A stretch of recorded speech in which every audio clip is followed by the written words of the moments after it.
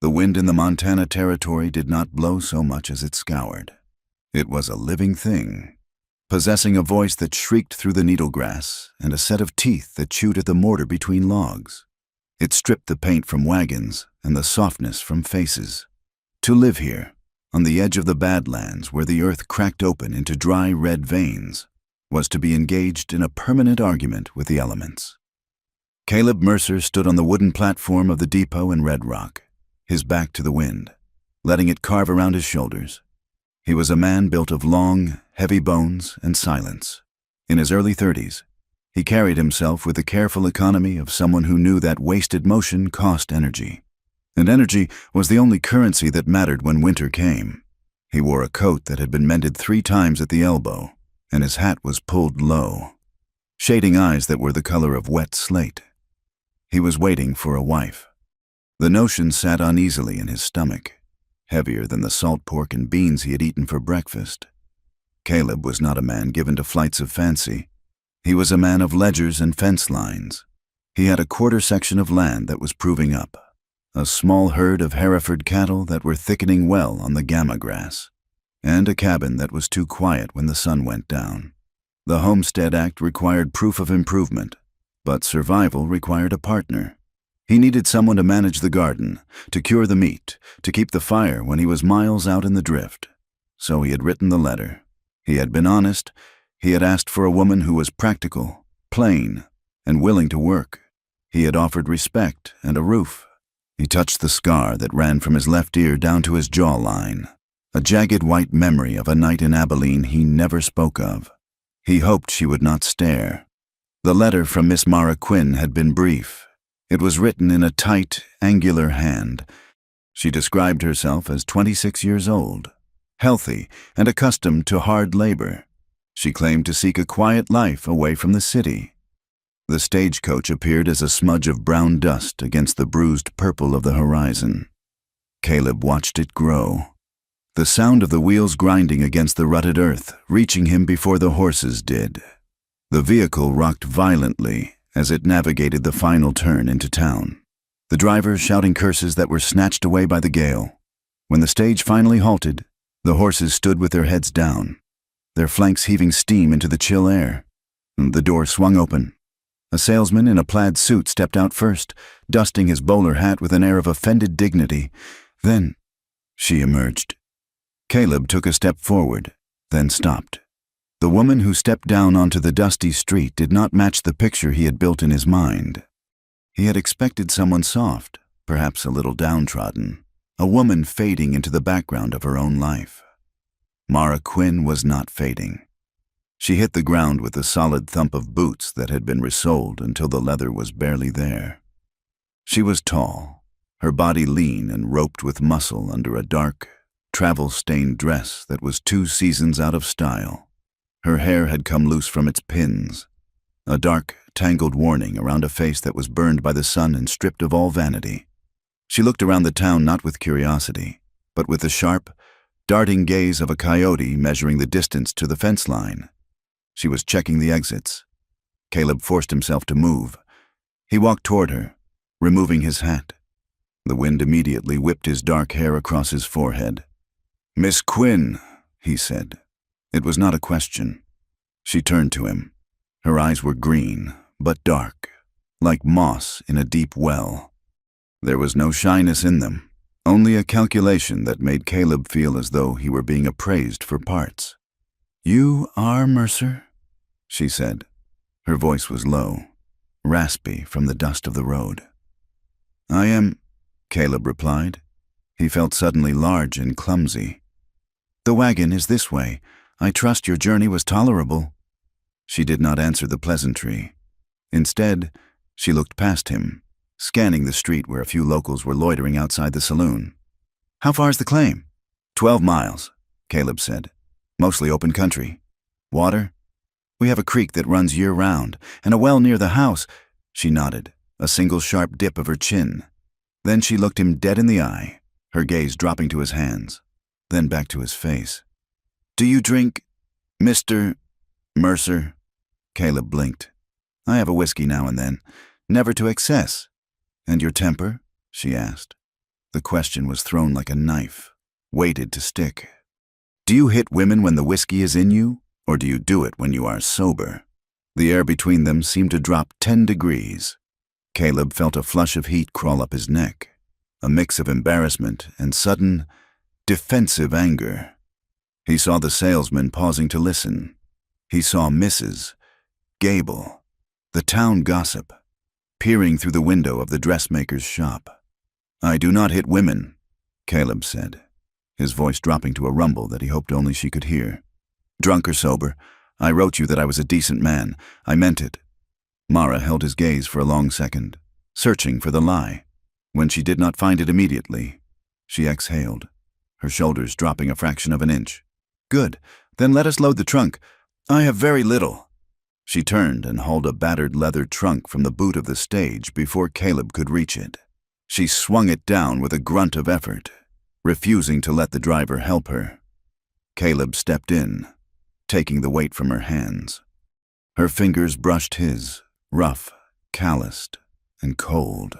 She snatched her hand back as if he had burned her. "I can manage," she said. "I know you can," Caleb said, hoisting the trunk onto his shoulder. "But I am here, so you do not have to." He led the way to his wagon, a sturdy buckboard hitched to 2 bay geldings. As they walked through the town, Caleb felt the weight of the town's eyes. In a place like Red Rock, a mail-order bride was news. A bride who looked like she had walked out of a whirlwind was a scandal. He heard the whispers as they passed the mercantile. "Look at her hems," a woman murmured. "Ragged as a beggar." "Eyes like a cornered cat," a man chuckled. Mercer got himself a wild one. Caleb's jaw tightened. He wanted to turn and glare them into silence, but he knew it would only feed the fire. He looked at Mara. She held her head high, her spine stiff as a rifle barrel. She did not look down. She did not acknowledge them. But Caleb saw the way her knuckles were white where she gripped her reticule. She heard them. She simply refused to bleed in front of them. He felt a strange, reluctant pull in his chest. He had wanted a plain, quiet wife to sit by the fire and mend shirts. Instead, he had this woman who walked through judgment as if it were merely bad weather. He hated that he felt ashamed of her worn dress. And he hated that he cared what the people of Red Rock thought of either of them. At the wagon, Caleb tossed the trunk into the bed. One of the geldings, a skittish young male named Buster, tossed his head and sidestepped, rattling the harness. Caleb moved to calm him, but Mara was there first. She did not flinch. She stepped up to the horse's head, murmuring something low and guttural, her hand stroking the flat of the animal's neck with a practiced rhythm. The horse settled instantly, blowing air through his nose and leaning into her palm. "He is check-shy," Mara said, running her hand down the bridle. "And this latch on the trace is cracked. It will snap if you put a heavy load on an uphill pull." Caleb stared at her, then looked at the leather trace. She was right. The iron buckle was hairline fractured. He had missed it that morning in the dark. "I will fix it with wire for the ride home," Caleb said, feeling a fresh wave of inadequacy. "Thank you. Do not thank me," she said, climbing onto the wagon seat without waiting for his hand. "Just do not get us overturned in a gully because you did not look at your tack." Caleb climbed up beside her. He unwrapped a length of baling wire from under the seat and repaired the latch in silence. When he finished, he gathered the reins. "It is a 3-hour ride," he said. "If the mud is not too deep—" "Drive," Mara said. She was looking at the northern sky, where clouds the color of a fresh bruise were gathering. "That sky says we have less than 4 hours before the sleet starts. The wind has shifted to the north." Caleb clicked his tongue, and the horses lurched forward. They left the town of Red Rock behind, rolling out into the vast, indifferent emptiness of the territory. The conversation died as the buildings faded. The silence that stretched between them was not the companionable silence Caleb was used to. It was thick and heavy, filled with the things they were not saying. He drove with his eyes on the road, but he was acutely aware of her presence beside him. She smelled of lye soap and stale dust, a scent that was entirely devoid of flowers or sweetness. The landscape opened up, rolling hills of sage and scrub brush, giving way to the broken teeth of the Badlands in the distance. The wind was relentless. It tore at Mara's shawl, but she did not pull it tighter. She sat with her hands folded in her lap, watching the horizon. Caleb noticed her hands were shaking. At first, he thought it was the cold. Then, as the wagon hit a rut and she grabbed the bench to steady herself, he saw the tremor was deeper than that. It was the shaking of a muscle held too tight for too long. She was exhausted. She looked like someone who had not slept in a week, someone running on pure, distilled will. "There is food in the sack behind the seat," Caleb said, breaking the silence. "Biscuits and dried beef." "I am not hungry," she said. Her stomach growled loud enough to be heard over the creak of the wheels. She ignored it. "Eat," Caleb said gently. "The wind takes the heat out of you. You cannot work if you are empty." She hesitated, then reached back and took a piece of hardtack biscuit. She ate it slowly, guarding the food with her hand as if she expected someone to snatch it away. "Where are you from, Miss Quinn?" Caleb asked. "Your letter said Kansas." "I was in Kansas for a time," she said. "Before that, other places." "And what brings a woman like you to a place like this?" She turned to him, her eyes narrowing. "A woman like me?" "A woman who knows horses and reads weather," Caleb said. "Most mail-order brides are city girls looking for a storybook life. You look like you know exactly what this life is." "I know that the world is hard everywhere," Mara said. "And I know that a marriage contract is safer than being alone on the road. I want a roof that locks Mr. Mercer, and I want work that belongs to me. That is all." "Caleb," he said. "My name is Caleb." She did not say his name back. The sun began to dip, bleeding crimson across the underside of the storm clouds. The temperature plummeted.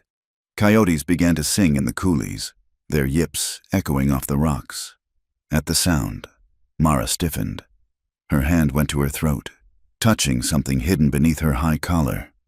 "Just coyotes," Caleb said. "They will not come near the wagon." "I know what they are," she whispered.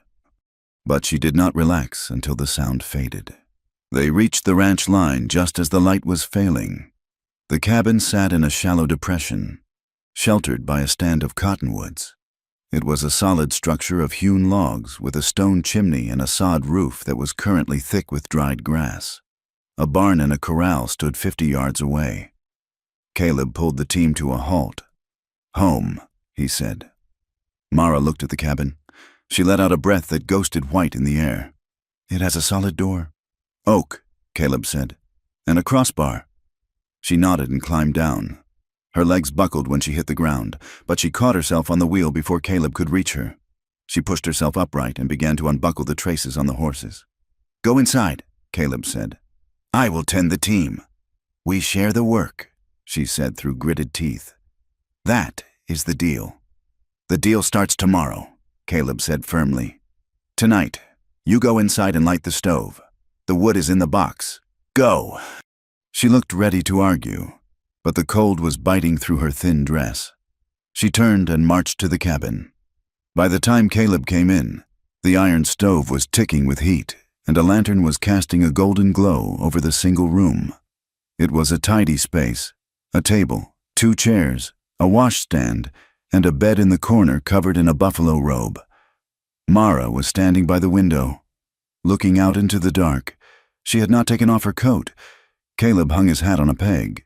The intimacy of the room felt sudden and overwhelming. He had lived here alone for 5 years. Now, this wild, sharp-edged woman was standing in his kitchen, filling the space with her tension. "The bed is yours," Caleb said, gesturing to the corner. "I made up a pallet on the floor for myself." Mara turned, her eyes wide. "I do not need your charity. We are married. People will expect—" "We are married on paper," Caleb interrupted. "We have not stood before the preacher yet. I will not touch you. Mara. Not until you are ready, and not until it is done right in the eyes of the town. You take the bed. You need the sleep." She stared at him, confusion warring with relief on her face. "Why?" "Because I am not the men you have known before," Caleb said. He moved to the washstand and poured water from the pitcher into the basin. He rolled up his sleeves. On his right knuckle, a scrape from the harness buckle was oozing a bright bead of blood. He dipped his hands into the water. He felt her eyes on him. She was watching him wash the blood away, her gaze fixed on the red swirl in the water. She watched his hands, large, scarred, but moving with a deliberate gentleness. "You are bleeding," she said. "It is nothing," Caleb said. He dried his hands on a rough towel. He moved to the stove and ladled stew from the pot he had left simmering at the back of the range before he left that morning. He filled 2 tin plates. He set one on the table, then paused and added a second large scoop of potatoes and beef to her plate. He placed it at the seat nearest the fire. "Sit," he said. They ate in silence. Mara ate quickly, wiping the plate clean with a piece of bread. Caleb watched her, noting the way she kept her back to the solid log wall, her eyes flicking to the window every time the wind rattled the frame. "Tomorrow," Caleb said, pushing his empty plate away. "We have to ride out to the north line. I need to check the fencing in the box canyon before the weather turns bad for good. It will be a hard day." "I can ride," she said. "I do not doubt it." Later, as the fire burned down to embers, Caleb lay on his bedroll on the floorboards. He listened to the sounds of the house, the wind outside, the settling of the logs, and the sound of the strange woman in his bed, breathing in shallow, jagged rhythms. She was asleep, but even in sleep, she sounded like she was running. The next morning broke gray and iron hard. The wind had not ceased. It had sharpened. They drank black coffee that was thick enough to chew. Mara looked better after a few hours of sleep, though the shadows under her eyes were still dark bruises. She had braided her hair tight against her skull and put on a heavy canvas jacket Caleb had offered her. It swallowed her frame, but she rolled the cuffs up without complaint. They rode out on 2 saddle horses, leaving the wagon behind. Caleb rode a roan gelding, and he put Mara on a steady mare named Bess, as he had suspected. She sat a horse as if she had been born in the saddle, her body moving in perfect fluid sync with the animal's gait. They rode north, toward the Badlands. The grass here was yellow and brittle, whistling in the wind. About 3 miles from the ranch, they saw a rider approaching. It was Old Man Titus, a neighbor who lived in a dugout 10 miles to the east. He pulled his mule up as they neared. Titus was a collection of rags and beard, with eyes that had seen too much sun. "Mercer," Titus croaked, nodding. He looked at Mara, his eyes widening. "And this must be the bride." "Miss Quinn," Caleb said. "This is Titus." Mara nodded but did not speak. She moved her horse slightly so that Caleb was between her and the stranger. "You got word yet?" Titus asked, ignoring her and looking at Caleb. "Word of what?" "Rourke." Titus spat the name. "Silas Rourke's boys were through here yesterday, checking brands. Said they were looking for rustlers, but they were looking at everything else too. Rourke's buying up debt. Caleb, he's squeezing the small holds." Caleb frowned. "My claim is clear. I owe no man." "Doesn't matter to Rourke," Titus said. He lowered his voice, leaning over his saddle horn. "And he's got a new deputy in his pocket, man named Hale, mean as a rattlesnake." Titus cast a sideways glance at Mara. "You be careful, Caleb. A wild woman brings wild trouble. Rourke notices anything that don't fit. Best you keep her close, or send her back before she draws his eye." Caleb felt a flash of anger. "Miss Quinn is my concern. Titus, you worry about your own stock." Titus shrugged. "Just saying. The wind carries sense. Mercer, and Rourke is a wolf." He kicked his mule and rode on. Mara was silent as they continued riding. Caleb glanced at her. Her jaw was set so hard a muscle jumped in her cheek. "Who is Rourke?" she asked finally. "A rich man who thinks he is a king." Caleb said, "He owns half the valley. He likes to think he owns the people in it too." "And does he?" "Not me," Caleb said. "And not you." They reached the box canyon by noon. The walls rose up steep and red, cutting off the wind. They spent hours mending the wire fence that kept Caleb's cattle from wandering into the treacherous ravines beyond. Mara worked beside him, stretching the wire, holding the posts while he hammered. She was strong for her size, and she did not complain when the barbs tore at her gloves. By mid-afternoon, the sky turned a bruised, sickly green. The air pressure dropped so fast Caleb's ears popped. "Storm," Mara said, pointing. "It is moving fast."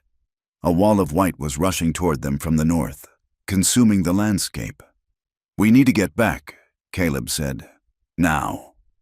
They mounted up and spurred the horses into a gallop. They were halfway home when the storm hit. It was not snow. It was hail. Stones the size of marbles driving sideways on a 60-mile-an-hour wind. The horses panicked. The roar was deafening. The ground, already slick with freezing rain, turned to grease. They reached a washout, a dry creek bed that was now a torrent of mud and ice water. The trail narrowed dangerously along the edge. "Keep close," Caleb shouted over the roar of the wind. Mara's mare slipped. The back legs went out, sliding toward the drop-off into the churning water below.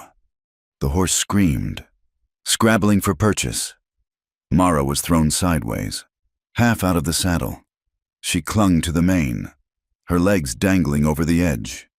"Mara!" Caleb yelled. He drove his horse alongside, risking his own footing. He reached out, his hand closing around her upper arm. At the contact, she froze. It was not a hesitation. It was a total shutdown. Her eyes went wide and vacant, her breath hitching in a terrified gasp. Her muscles locked rigid. She did not reach for him. She stared at his hand gripping her arm as if it were a shackle. In that split second, Caleb saw it, the sheer, blinding terror of a woman who has learned that a man's grip means pain. "I have you," Caleb roared, his voice cutting through the storm and her panic. "I have you, Mara! Let go of the mane! I have you!" She blinked, the present moment crashing back in. She looked at his face, wet with rain, eyes wide with fear. Not for himself, but for her. She forced herself to exhale. She forced her fingers to uncurl from the horse's mane. Caleb hauled her backward with a grunt of effort, pulling her clear of the mare just as the horse found its footing and scrambled up the bank. Mara slammed into Caleb's chest, her body shaking violently. He did not let go. He held her firmly against him, steadying her as the horses huddled together against the hail. "I have you," he repeated, softer now, though the wind still screamed. "You are safe." She leaned into him, just for a moment, her forehead pressing against his wet coat. She was trembling, but she was not pulling away. For the first time since she had stepped off the stage, she was not checking the exits. She was just holding on. The morning sun did not bring warmth to the Montana territory. It merely illuminated the frost. The storm had passed, leaving the world scoured and brittle, the mud frozen into jagged ruts that twisted ankles and jarred spines. Caleb Mercer woke before the light, the habit of years dragging him from the warmth of the buffalo robe. He looked across the dim room. The bed in the corner was a mound of quilts. Mara was still there, buried deep. He moved silently, pulling on his boots and kindling the fire in the iron stove. When the coffee was boiling, thick and black, he went out to the barn. The reality of the ranch was a relentless arithmetic of survival. There were 3 horses to feed, 20 head of cattle to locate in the scrub, and water to be drawn from a well that fought him every inch of the way. When Caleb returned to the cabin an hour later, his hands were red and stiff with cold. Mara was awake. She was already working. She had swept the floor, the rough bristles of the broom scraping against the wood with a rhythmic, determined sound. She had found the flour sack and was rolling out biscuits on the tabletop. "Coffee is hot," Caleb said, hanging his coat by the door. She nodded, but did not stop rolling the dough. "I found the salt pork. It is low." "We will buy more in town when we go for the license," Caleb said. He watched her as he drank from his tin cup. She moved with a jagged energy, efficient but brittle. Her face was pale, the skin pulled tight over her cheekbones. When the biscuits were done and fried in the skillet, she placed 3 on his plate and 1 on hers. "Take another," Caleb said. "I am not hungry," she said. It was a lie. He had seen her eyes track the food as she served him. She was rationing herself, a habit born of scarcity he could not yet understand. Mara, he said, his voice dropping to that low rumble that seemed to vibrate in the timber walls. The flour is there to be eaten. We are not starving. Eat. She hesitated, her hand hovering over the plate. Then, with a defiant set to her jaw, she took a second biscuit. She ate it quickly, tearing it apart with her fingers, her eyes fixed on the window as if daring the landscape to take it back. As the days turned into a week, Caleb began to see the shape of the woman he had brought into his home. She was not the domestic creature the books described. She did not hum while she worked. She attacked chores as if they were enemies to be subdued.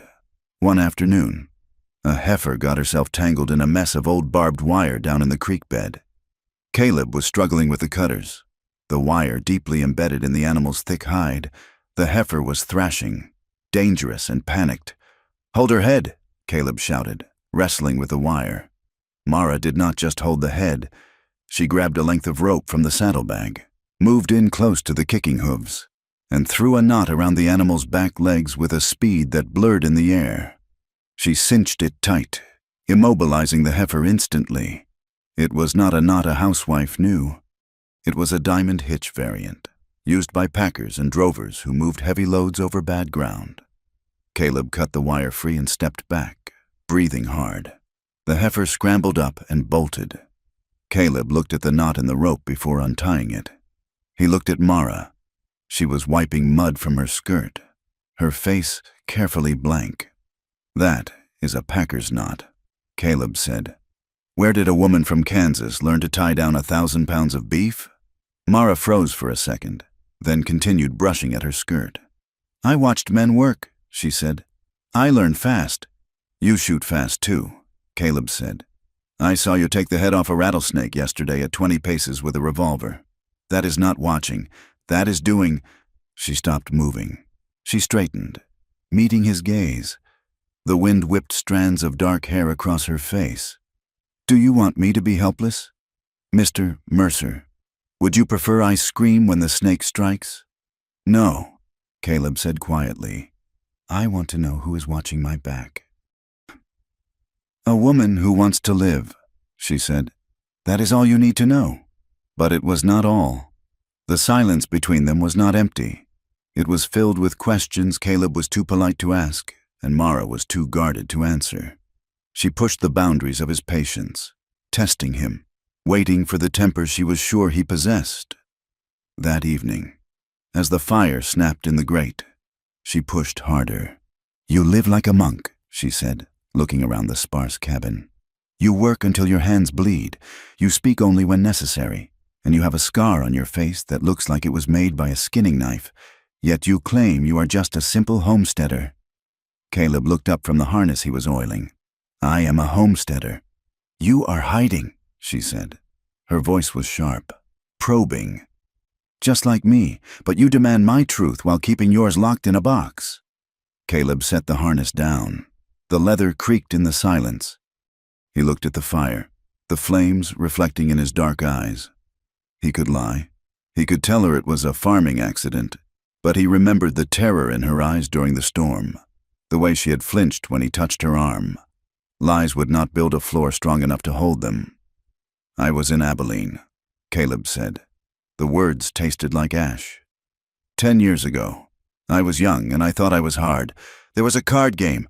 A man thought I was cheating. I was not." Mara sat very still, her hands resting in her lap. "He pulled a knife," Caleb continued, touching the jagged line on his jaw. "He opened my face. He was drunk and he was slow. I was not drunk. I broke his neck. The log in the fire settled with a shower of sparks." "It was a fair fight," Caleb said, his voice devoid of emotion. "The law said so, but the law does not wash your hands. I killed a man. Mara, I felt the life go out of him, and I found that I did not like the part of me that was good at it, so I came here. I walk away from fights now. I keep my head down." He looked at her, expecting fear. Instead, he saw a strange, dark recognition in her eyes. "You killed to survive," she said. "There is no shame in that." "There is a cost," Caleb said. "There is always a cost," she replied. The trick is finding someone else to pay it. 2 days later, they rode into Red Rock to make it legal. The town had not changed in the week they had been gone. It was still a collection of weather-beaten wood and prejudices held together by mud. The wind still blew. They went to the small white church that doubled as the courthouse on weekdays. Reverend Caldwell was a thin man with spectacles that magnified his watery eyes. He looked at Mara's worn boots and Caleb's scarred face with a pinched expression, as if he smelled something rotting under the floorboards. "Do you, Caleb Mercer, take this woman?" the Reverend asked, his tone implying that Caleb was making a grave error. "I do," Caleb said. His voice was steady. "And do you, Mara Quinn, take this man?" Mara looked at Caleb. For a moment, her mask slipped. She looked tired. She looked at his shoulders, broad and heavy, and the way he stood between her and the door. "I do," she said. He signed the ledger.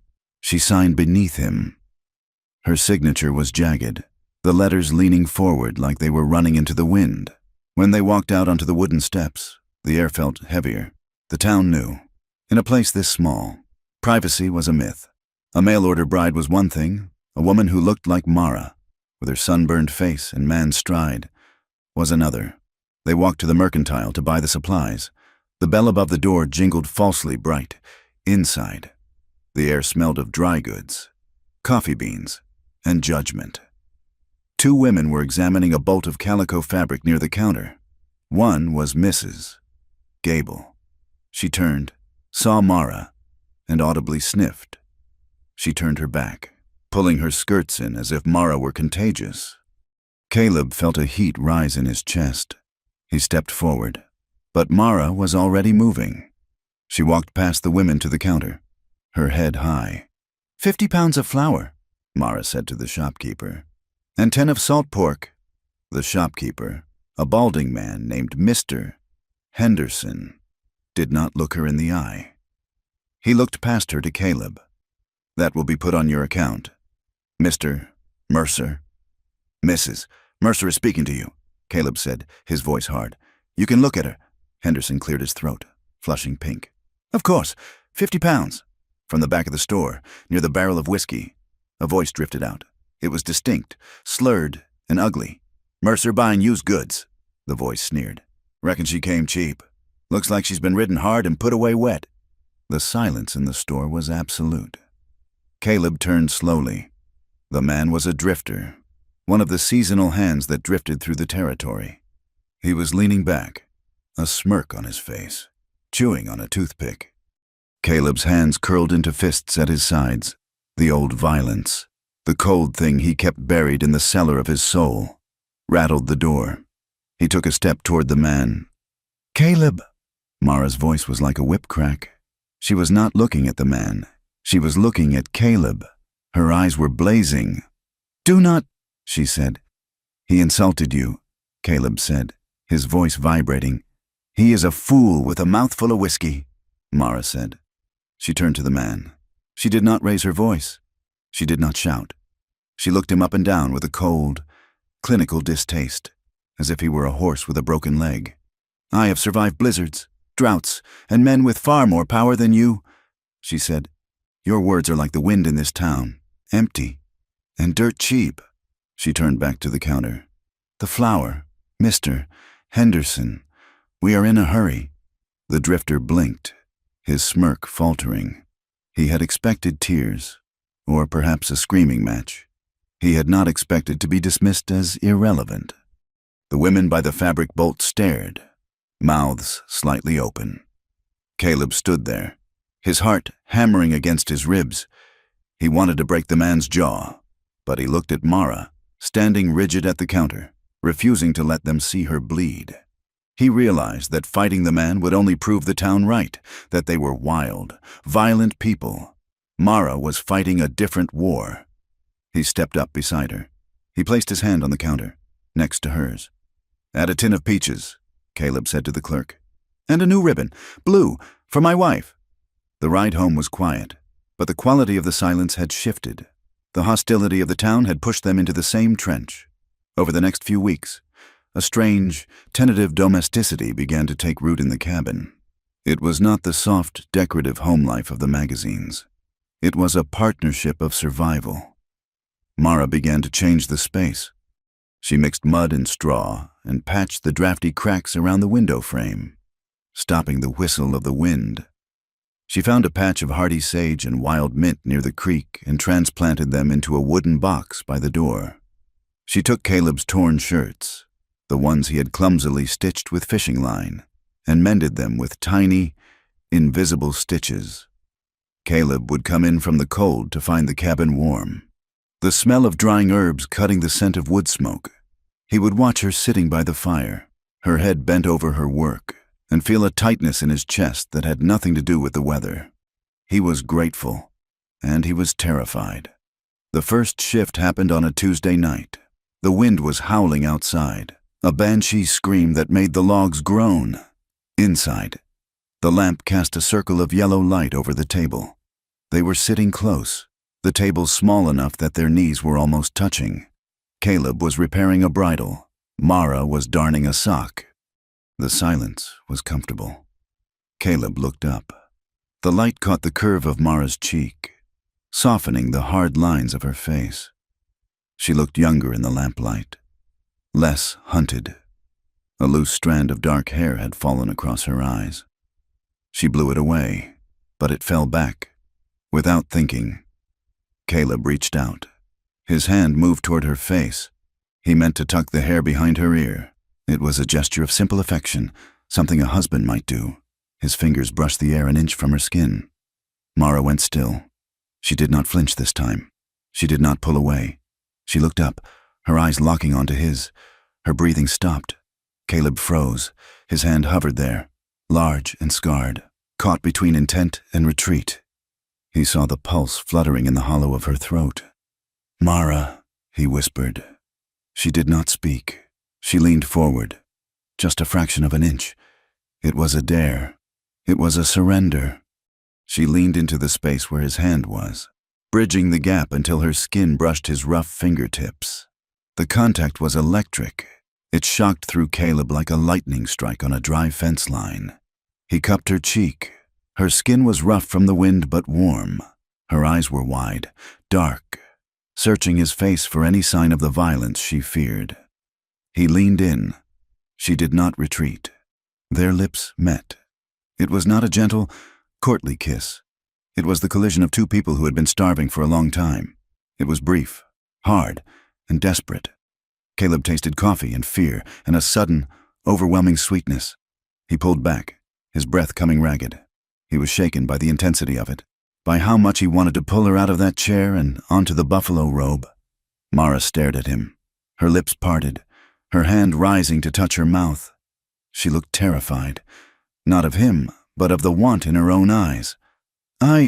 Caleb started, his voice cracking. "I should check the horses." He stood up so fast his chair scraped loudly against the floor. He grabbed his coat and bolted for the door, needing the cold air to cool the fire in his blood. Mara stayed at the table, touching her cheek where his hand had been. The intimacy brought new dangers. The closer they got, the more the secrets chafed. 2 days later, Mara was washing up at the basin. She had unbuttoned the top of her high collar to scrub her neck. Caleb came in from the porch, carrying an armful of wood. He turned to put the wood in the box and glanced at her. She had a locket around her neck, a small, tarnished silver oval on a leather thong. She usually kept it hidden, but as she bent forward, it swung loose, and below it, on the pale skin of her collarbone, Caleb saw the mark. It was a scar, but it was not a clean line like his. It was a burn mark, circular and puckered, old and faded but unmistakable. It looked like the mark of a cigar tip, pressed into skin and held there. Caleb dropped a piece of firewood. The clatter made Mara spin around, clutching her collar closed. "What is it?" she snapped, her eyes darting to his face. Caleb stared at her hand clutching the fabric. He felt a cold knot of nausea in his stomach. He knew violence. He knew the difference between a wound from a fall and a wound from cruelty. "Nothing," Caleb lied. just slipped. He knelt to pick up the wood, his heart hammering with a new, dark rage. Someone had hurt her.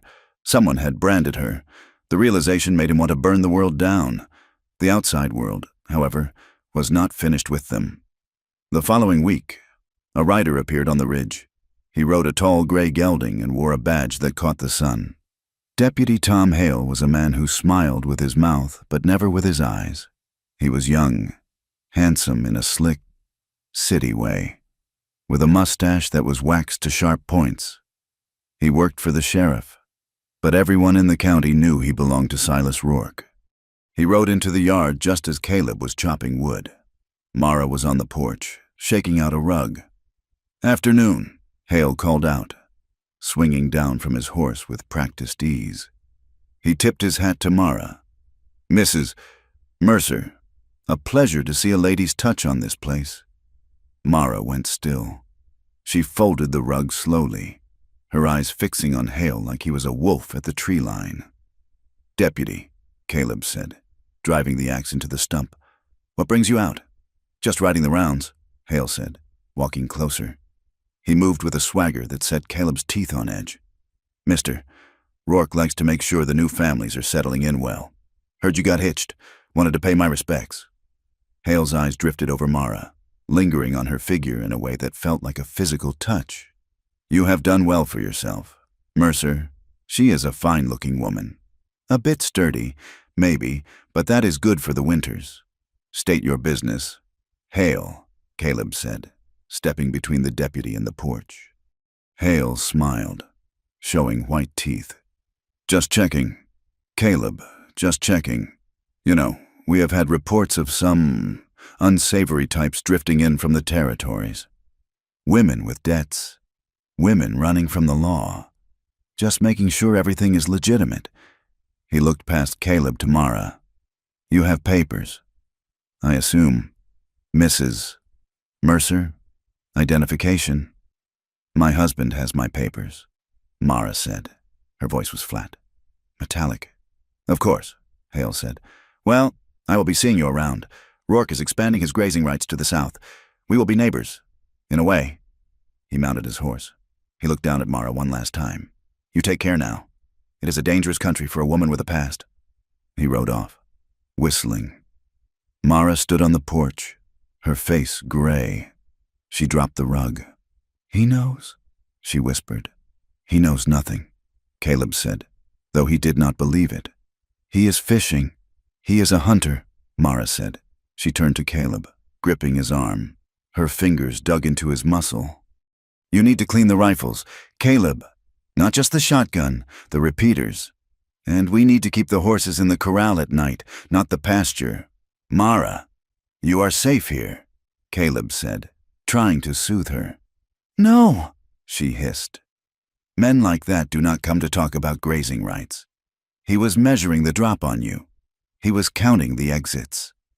Caleb looked at the dust settling behind the deputy. He felt a crushing weight of guilt. He had promised her a home. He had promised safety. And now, the very ground they stood on felt like a trap. He hated that he could not dismiss her fear as hysteria. He knew men like Hale, and he knew that Mara was right. That night, the wind died, leaving a silence that was even louder. Caleb lay on his pallet, staring at the ceiling. He had cleaned the Winchester repeater. It was leaning against the wall, loaded. He heard Mara tossing in the bed. She was whimpering, low sounds of distress that tore at his heart. Then she screamed. It was a raw, blood-curdling sound. Caleb was on his feet in a second. "Mara!" She scrambled out of the bed, tangled in the quilts, her eyes wide and unseeing. She was asleep, but she was fighting. She flailed at the air, striking invisible hands. "No, no, I paid! I paid!" she shrieked. She bolted for the door.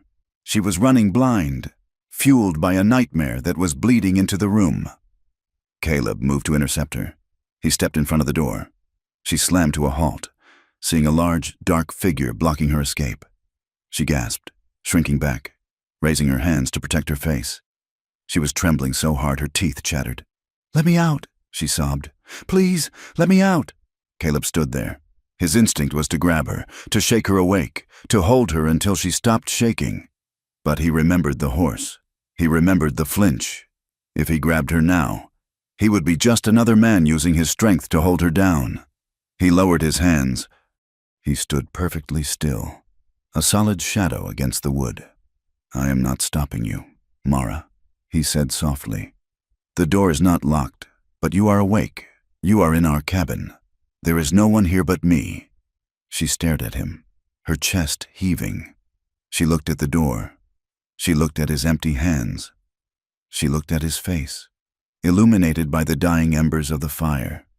She blinked, the nightmare slowly receding, replaced by the reality of the rough-hewn logs and the man who was refusing to touch her without permission. "Caleb," she whispered. "I am here," he said. "I am right here." She let out a long, broken sound. She took a step toward him, then another. Her legs gave out.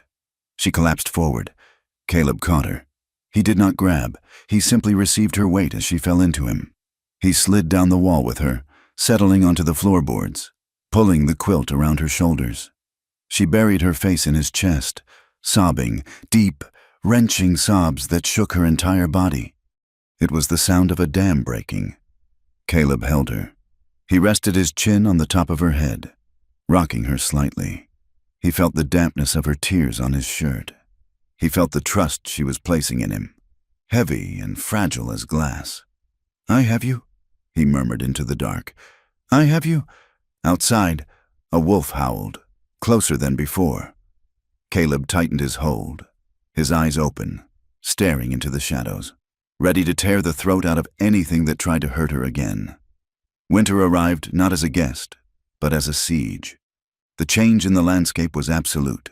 The rolling grasslands, once a sea of cured yellow swaying in the wind, were now locked under a crust of early snow that crunched like broken glass beneath a boot heel. The sky lowered itself, pressing down on the valley with a heavy, leaden gray that seemed to swallow sound. Life on the ranch narrowed to a brutal arithmetic. How many logs for the fire? How many scoops of oats for the horses? How many bullets for the wolves that had grown bold enough to skirt the edge of the corral in the blue twilight? Caleb Mercer stood by the barn door, watching the ridge line. The breath left his lungs in thick white plumes. He had seen the tracks that morning, large pads, deep in the drift, circling the heifer pen. The wolves were testing the wire. They were measuring the defenses. Mara came out of the cabin, a wool shawl wrapped tight around her head and shoulders, carrying a pail of steaming mash for the chickens. She moved differently now. The frantic, cornered energy of her arrival had settled into a grim, efficient endurance. She walked with her weight forward, fighting the wind that never seemed to stop. She poured the mash, scraping the pail clean, then walked over to stand beside him. She did not speak immediately. She followed his gaze to the tree line. "They are closer," she said. It was a statement of fact, devoid of panic. "Hunger makes them stupid," Caleb said. "Or brave. I will set the traps along the creek line tonight." Mara nodded. She looked at his hands, resting on the top rail of the fence. They were cracked from the cold, the knuckles raw. "I can help you set them. I know how to hide the scent with wood ash." Caleb looked at her. "Where does a woman learn to trap wolves?" "Mara?" She turned her face to the wind, her eyes narrowing against the biting grit. "In the mining camps," she said. "Up in the Dakota Territory, I spent a winter in a place called Deadwood. The wolves there had 2 legs, mostly, but you learned to set traps for the 4-legged ones if you wanted to keep your meat." It was the first time she had named a place. Deadwood, a rough, lawless scar on the map where gold dust bought anything, including silence. "You were alone there?" Caleb asked. He kept his voice neutral, looking at the horizon so she would not feel pinned by his gaze. "I was running," she said. "I learned that if you move fast enough and keep your mouth shut, people forget you are there. I washed clothes. I cooked. I learned that men with power are the same in a silk vest or a canvas coat. They think the world is something they can put in their pocket." She paused, her hand coming up to touch the hidden shape of the locket beneath her coat. "There was a man there," she said, her voice dropping so low the wind almost took it. He offered me protection, a warm room. He said it was charity, but there is no charity in those places. Caleb, there is only debt, and when you try to leave, you find out the door was locked from the outside a long time ago.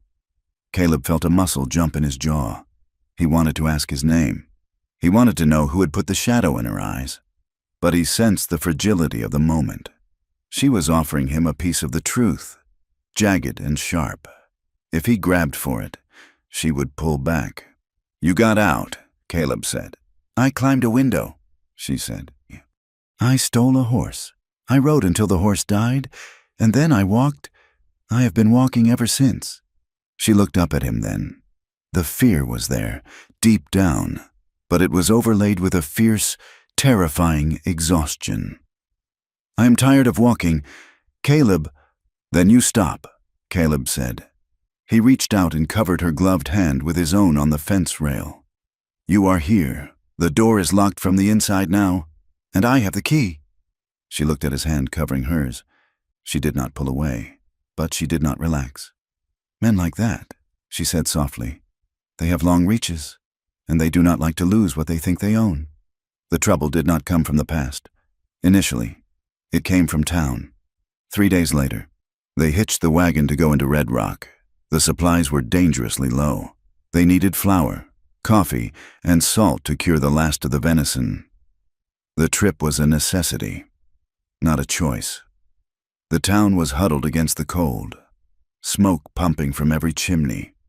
The streets were frozen mud as they walked toward the mercantile. Caleb felt the eyes on them. It was heavier than before.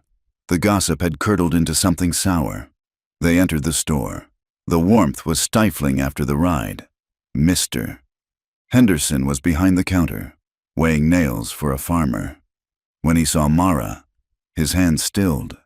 He wiped them on his apron, his eyes darting to the back of the store. "Mr. Mercer," Henderson said. His voice was tight. "Mrs. Mercer. Henderson." Caleb nodded. "We need 50 pounds of flour and coffee." Mara moved to the dry goods section. Examining a bolt of flannel, she needed warm layers. She reached out to touch the fabric, checking the weave. "Do not touch what you cannot buy," a voice said. Deputy Hale stepped out from behind a stack of crates. He was smiling, but his eyes were flat and hard, like polished stones. He was chewing on a matchstick. Mara withdrew her hand slowly. "I am checking the quality. Deputy, that is customary." "For paying customers," Hale said. He moved closer. Invading her space, he smelled of bay rum and stale tobacco. "But we have had some inventory go missing lately, Mrs. Mercer. Small things, silver buttons, a pocket watch. Funny how things disappear when strangers come to town." The store had gone quiet. The farmer with the nails watched, eyes wide. Caleb stepped between them. He moved with deceptive slowness, placing his large frame as a shield. "Are you accusing my wife of something, Hale?" "Just doing my job." "Mercer," Hale said, looking up at Caleb with a sneer. "Just asking questions. Maybe she should turn out her pockets, just to be sure." "She will do no such thing," Caleb said. His voice was a low growl. "We are here to buy flour. If you have a warrant, show it. If not, step back." "I don't need a warrant to stop a thief," Hale said. He lunged forward, grabbing for Mara's arm. It was a setup. Caleb saw it a second too late. Hale wasn't trying to find stolen goods. He was trying to provoke a fight. He wanted Caleb to swing. He wanted a reason. Mara was faster. She twisted away from Hale's grip, but as she moved, Hale's other hand flashed out and knocked her reticule from her grasp. It hit the floor, spilling its contents, a handkerchief, a few coins, and a silver pocket watch that slid across the floorboards. The silence was deafening. Hale laughed. It was a dry, triumphant sound. "Well now, look at that. Sheriff Miller's missing watch. I wondered where that got to." "I did not take that," Mara said. Her face was white, her eyes blazing with shock and rage. "He planted it. You saw him. He knocked the bag and dropped it." "I saw nothing of the sort," Hale said smoothly. He bent and picked up the watch. "I saw a thief getting caught. Sheriff Miller, A heavy man with a face like a bulldog lumbered in from the street, drawn by the noise. He looked at the watch in Hale's hand, then at Mara. "That's my watch," Miller grunted. "You stealing from the law now, girl?" "It is a lie," Caleb said. His hands were curled into fists at his sides. The violence was roaring in his ears, a red tide rising. He wanted to tear Hale's throat out. He could do it. He could break him before the sheriff cleared leather. But he saw the way Hale's hand hovered near his gun. He saw the gleam of anticipation in the deputy's eyes. They wanted him to fight. They wanted to kill him in self-defense and leave Mara alone in a cell. Caleb forced his hands to open. The effort made his arms tremble. "She did not take it," Caleb said, his voice shaking with restrained fury. Hale threw it when he grabbed her. "Mr. Henderson saw it. The farmer saw it." He turned to the shopkeeper. "Henderson, tell them." Henderson looked at the floor. He shuffled his feet. I was weighing nails. Caleb, I didn't see clear. Cowardice. It was a thick, suffocating blanket in the room. "You are coming with us," Miller said, reaching for Mara. "No," Caleb said. He stepped forward, his hand resting on the sheriff's chest. It was a gentle touch, but immovable. "You are not putting her in a cell. Miller, you know this is a game. You know Hale. If you take her, you take me. And if you take me, I will make sure the circuit judge hears about how you run this town when he comes through in spring." Miller hesitated. He was corrupt, but he was also lazy. And he knew Caleb Mercer was a man who paid his taxes and had never caused trouble. Arresting a homesteader for a petty theft that looked like a setup was paperwork. Arresting Caleb Mercer after a bloodbath was a career ender. "Fine," Miller spat. "Take her home. But she doesn't come back into this town until this is sorted. And if anything else goes missing, Mercer, I won't be asking nicely." "Get out," Hale whispered to Mara, leaning close. "Run along, little bird, before the cage closes." They walked out. The shame burned hotter than the wind. People were watching from the windows. They had seen the confrontation. They saw the guilt in the way they were leaving without supplies. "Wait," a voice called out from the boardwalk. They turned. Elspeth Crowley stood there. She was a tall woman in black widow's weeds, her face lined and severe, holding a basket of eggs. She was the town midwife and the schoolteacher, a woman who had birthed half the town and taught the other half to read. She was the only person in Red Rock who scared the sheriff. She walked up to them. She did not look at Caleb. She looked at Mara. "I was across the street," Elspeth said clearly. Her voice carried. "I saw through the window. I saw his hand in his vest before he reached for you. It was a sleight of hand, a cheap parlor trick."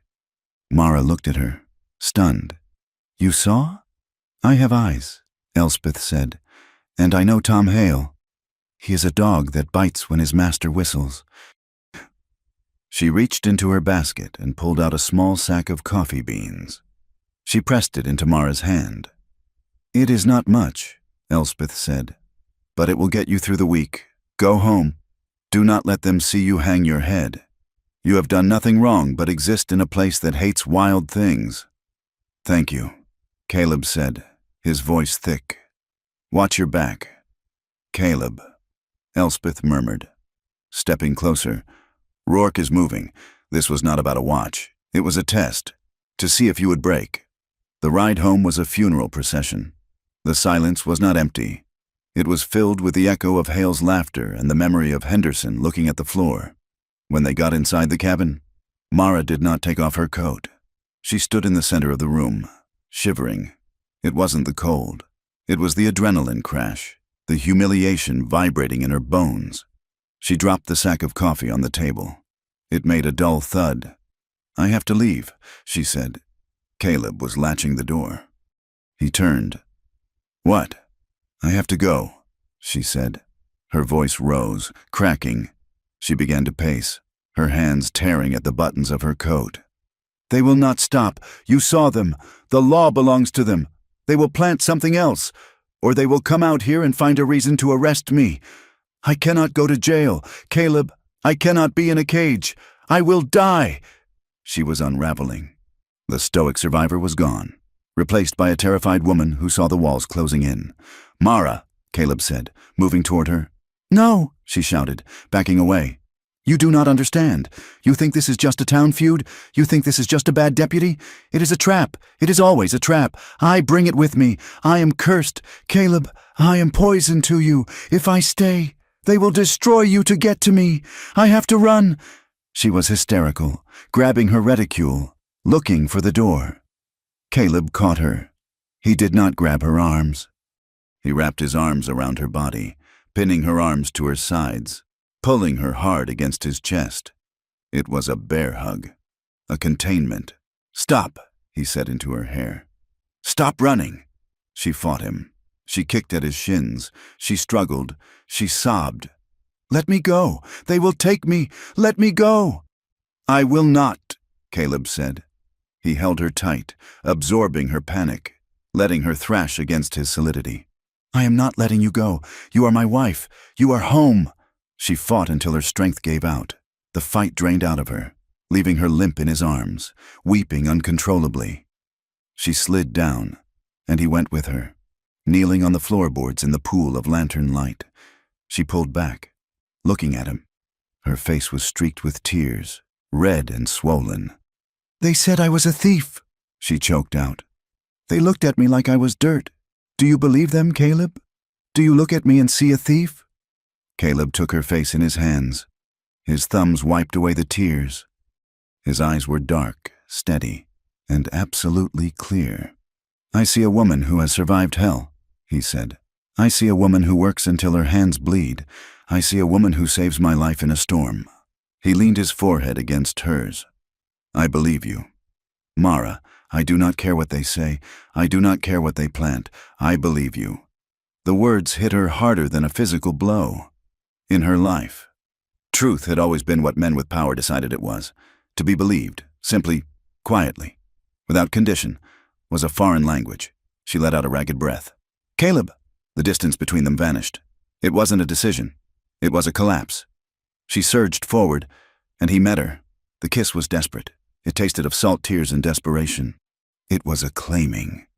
Caleb's hands moved from her face to her back, pulling her closer, trying to fuse her broken pieces together with his own strength. Mara gripped his shirt, pulling him down, needing the weight of him to anchor her to the earth. For a moment, the world outside, the snow, the wolves, the deputy, ceased to exist.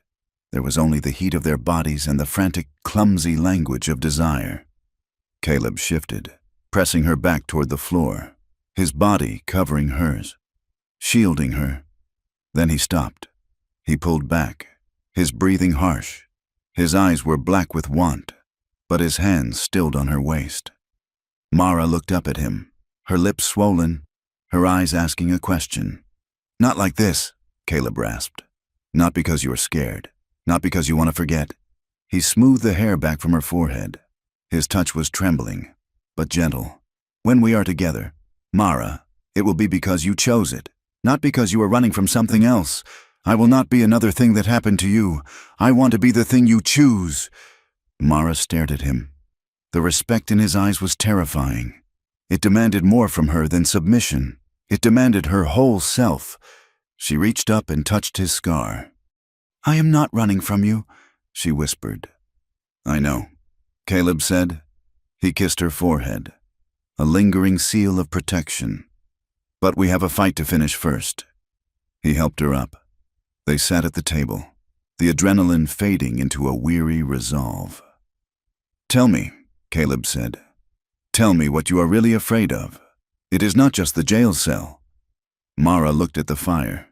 She pulled the locket from her dress. She opened it. Inside was not a picture, but a tiny, folded scrap of paper. I told you I ran from a man, she said. His name is not important, but he worked for men like Rourke.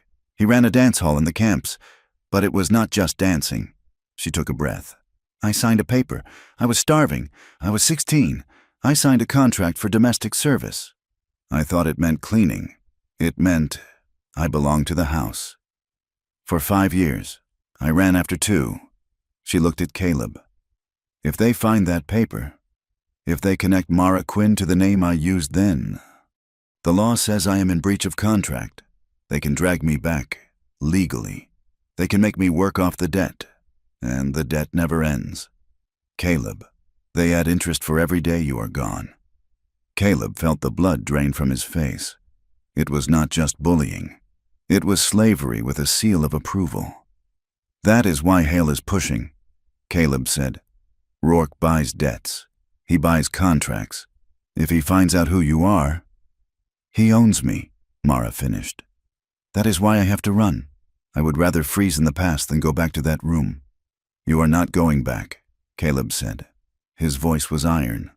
We are going to fight this, but we cannot fight it with guns. We need proof that the contracts are illegal. We need a judge who isn't bought. 2 days later, the Hope arrived in a basket of knitting. Elspeth Crowley rode out to the ranch on her old mare. She claimed she was checking on a neighbor's baby, but she stopped at the Mercer gate. Mara invited her in. Elspeth sat by the fire, unwrapping a bundle of yarn.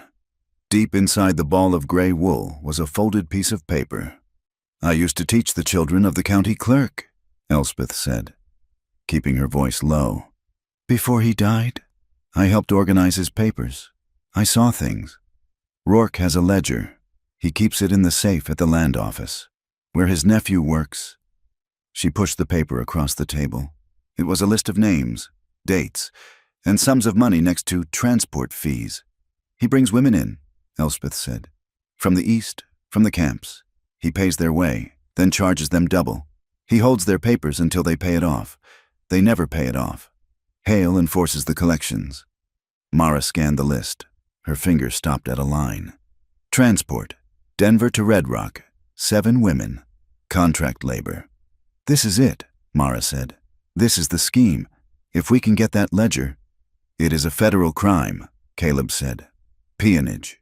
It was outlawed. If we can get this to a U.S. Marshal. There is a marshal in Helena, Elspeth said. Marshal Davis.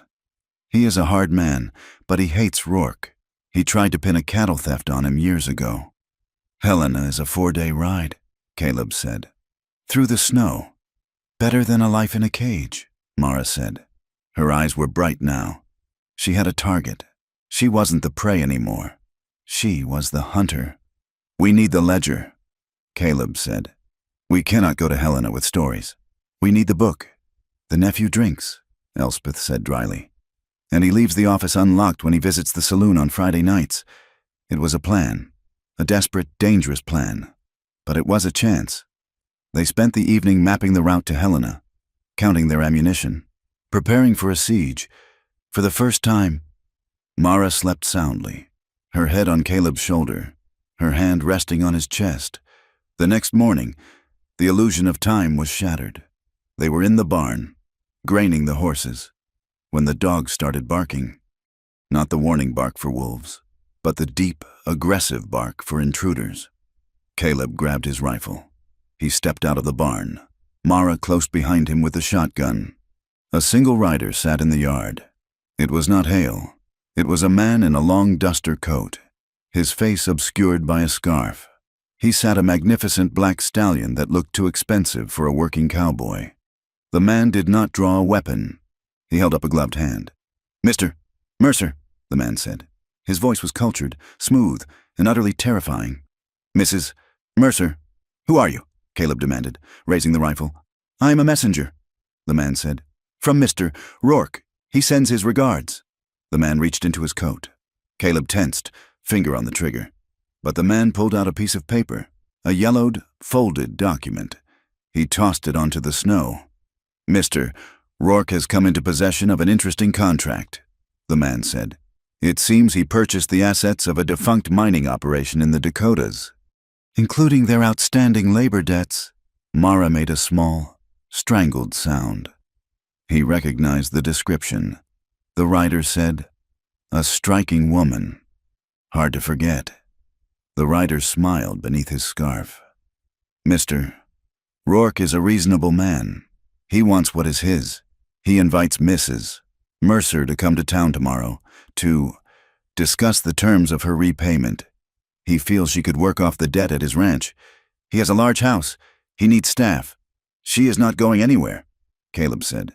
If she does not come, the writer continued, as if Caleb had not spoken, then Mr. Rourke will be forced to seek compensation elsewhere. He understands you have a fine herd of cattle, Mr. Mercer, and a barn that looks quite flammable in this dry winter air. And accidents. Well, they happen so frequently out here. The rider gathered his reins. The horse danced, kicking up snow. Noon tomorrow, Mrs. Mercer, the rider said, or we burn you out. The choice is yours. He wheeled the horse and galloped away, disappearing over the ridge into the blinding white of the coming storm. Caleb and Mara stood in the silence. The paper lay on the snow between them, a yellow stain on the white. Caleb looked at Mara. Her face was pale, but her eyes were dry. She shifted the shotgun in her hands. She pumped the action. The sound, clack, clack, echoed like a gavel drop. We are not running, she said. No, Caleb said. He looked at the smoke trail of the rider. We are not running. The ranch was no longer a home. It was a fortress built of logs and silence. For 3 days. Caleb and Mara did not sleep at the same time. They moved through the hours in a grim rotation of watchfulness and labor. The snow had stopped falling, but the wind had scoured the drifts into hard, frozen waves that looked like a petrified ocean. The temperature hovered far below freezing, a cold so absolute it seemed to snap the air like a dry twig. They prepared for a siege. It was a methodical dismantling of comfort in exchange for survival. Caleb moved the bulk of the winter stores, the sacks of flour, the dried venison, the precious coffee, out of the cabin. He pried up the floorboards in the tack room of the barn and cached the food there, wrapping it in oilcloth to keep the damp out. If Rourke's men burned the cabin, they would not starve. Mara took charge of the horses. They led the animals out of the main corral, which was too visible from the ridge, and picketed them in a deep, blind coulee a quarter-mile behind the house. The coulee was choked with scrub oak and shadowed by a limestone overhang, a natural hide that broke the wind and hid the steam of the horse's breath. It is not enough to hide them, Mara said, rubbing soot over the white star on the mare's forehead. We have to make them look like they are gone, driven off. She worked with a terrifying efficiency. She brushed out their hoofprints with a pine bough as they walked back to the cabin. She was reading the land not as scenery, but as a chessboard where a single mistake meant checkmate. Rourke did not attack directly.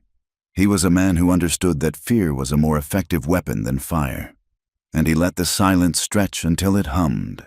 Then he began to pluck at the strings. On the 4th morning, Caleb found the north fence line cut. It was not a simple break. 100 yards of barbed wire had been snipped into useless ribbons, the posts sawed through at the base. 20 head of cattle had been scattered into the Badlands, driven off by men who knew how to move quiet and fast. The next day, a small fire was set near the barn. It had not spread, likely doused by a shift in the wind. But the scorched black circle in the snow was a signature. In the center of the burn mark, someone had left a woman's hair comb. It was cheap, tortoiseshell, and broken in half. Caleb stood over the blackened snow, his hands shaking. It was not fear. It was a rage so pure and white-hot it nearly blinded him. He felt the old rhythm in his blood, the pulse of the fighter he had buried in Abilene. He wanted to saddle the roan. He wanted to ride into town, walk into the saloon or the land office, and beat Silas Rourke until the man could not stand. He turned toward the house, his boots crunching violently on the ice. He reached for his Winchester leaning against the porch rail. No! Mara was there. She stood in the doorway, wrapped in the heavy canvas coat, her face pale but her eyes steady. Get out of my way. Mara, Caleb said. His voice was a stranger's voice, low and grinding. They are mocking us. They are leaving tokens like we are children to be frightened. I'm going to finish it. You will ride into town, Mara said, not moving. You will kill one of them, maybe two, and then the sheriff will shoot you down in the street like a mad dog, and Rourke will win. I do not care about winning, Caleb roared, the control finally snapping. He slammed his hand against the porch post. I care about them threatening you. I care that I cannot walk out my own door without wondering if a rifle is trained on my chest. I promised to keep you safe, and I am failing because I am trying to be a good man. A good man does not survive this. Mara, a hard man does. A dead man does not protect anyone, she snapped back. She stepped off the porch, walking into the snow in her thin boots. She grabbed the barrel of the rifle he was holding. She did not pull it away.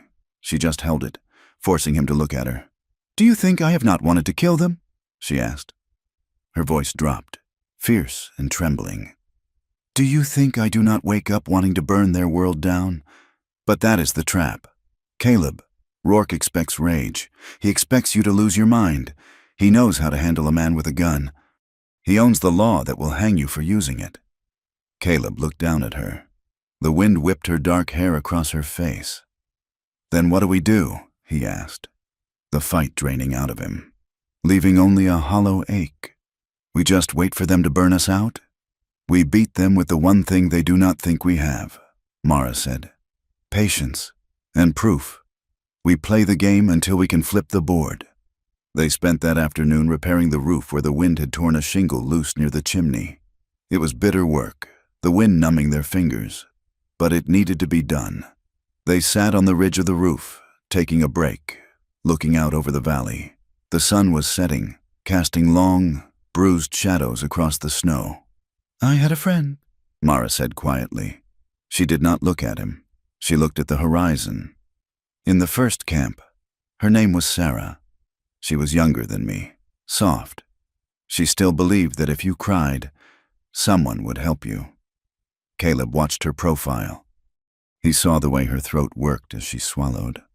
She trusted a man who promised to take her east, Mara continued. He said he had a ticket for her. He took her to a room to give it to her. I told her not to go. I told her his eyes were lying. She went anyway. Mara rubbed her thumb over the knuckle of her glove. I waited for her all night. She never came back. When I asked about her the next day, the man laughed. He said she had moved on, but I saw her shawl in the mud by the river. They break the soft ones. Caleb, that is why I stopped crying. That is why I learned to read a man's hands before I look at his face. If you are soft, you die. Or worse, you survive as something broken. You are not broken, Caleb said. I am cracked, she said. I am held together by spit and wire. You are held together by iron, Caleb said. He reached out and touched her face. His hand was rough, calloused, but his touch was light as a feather.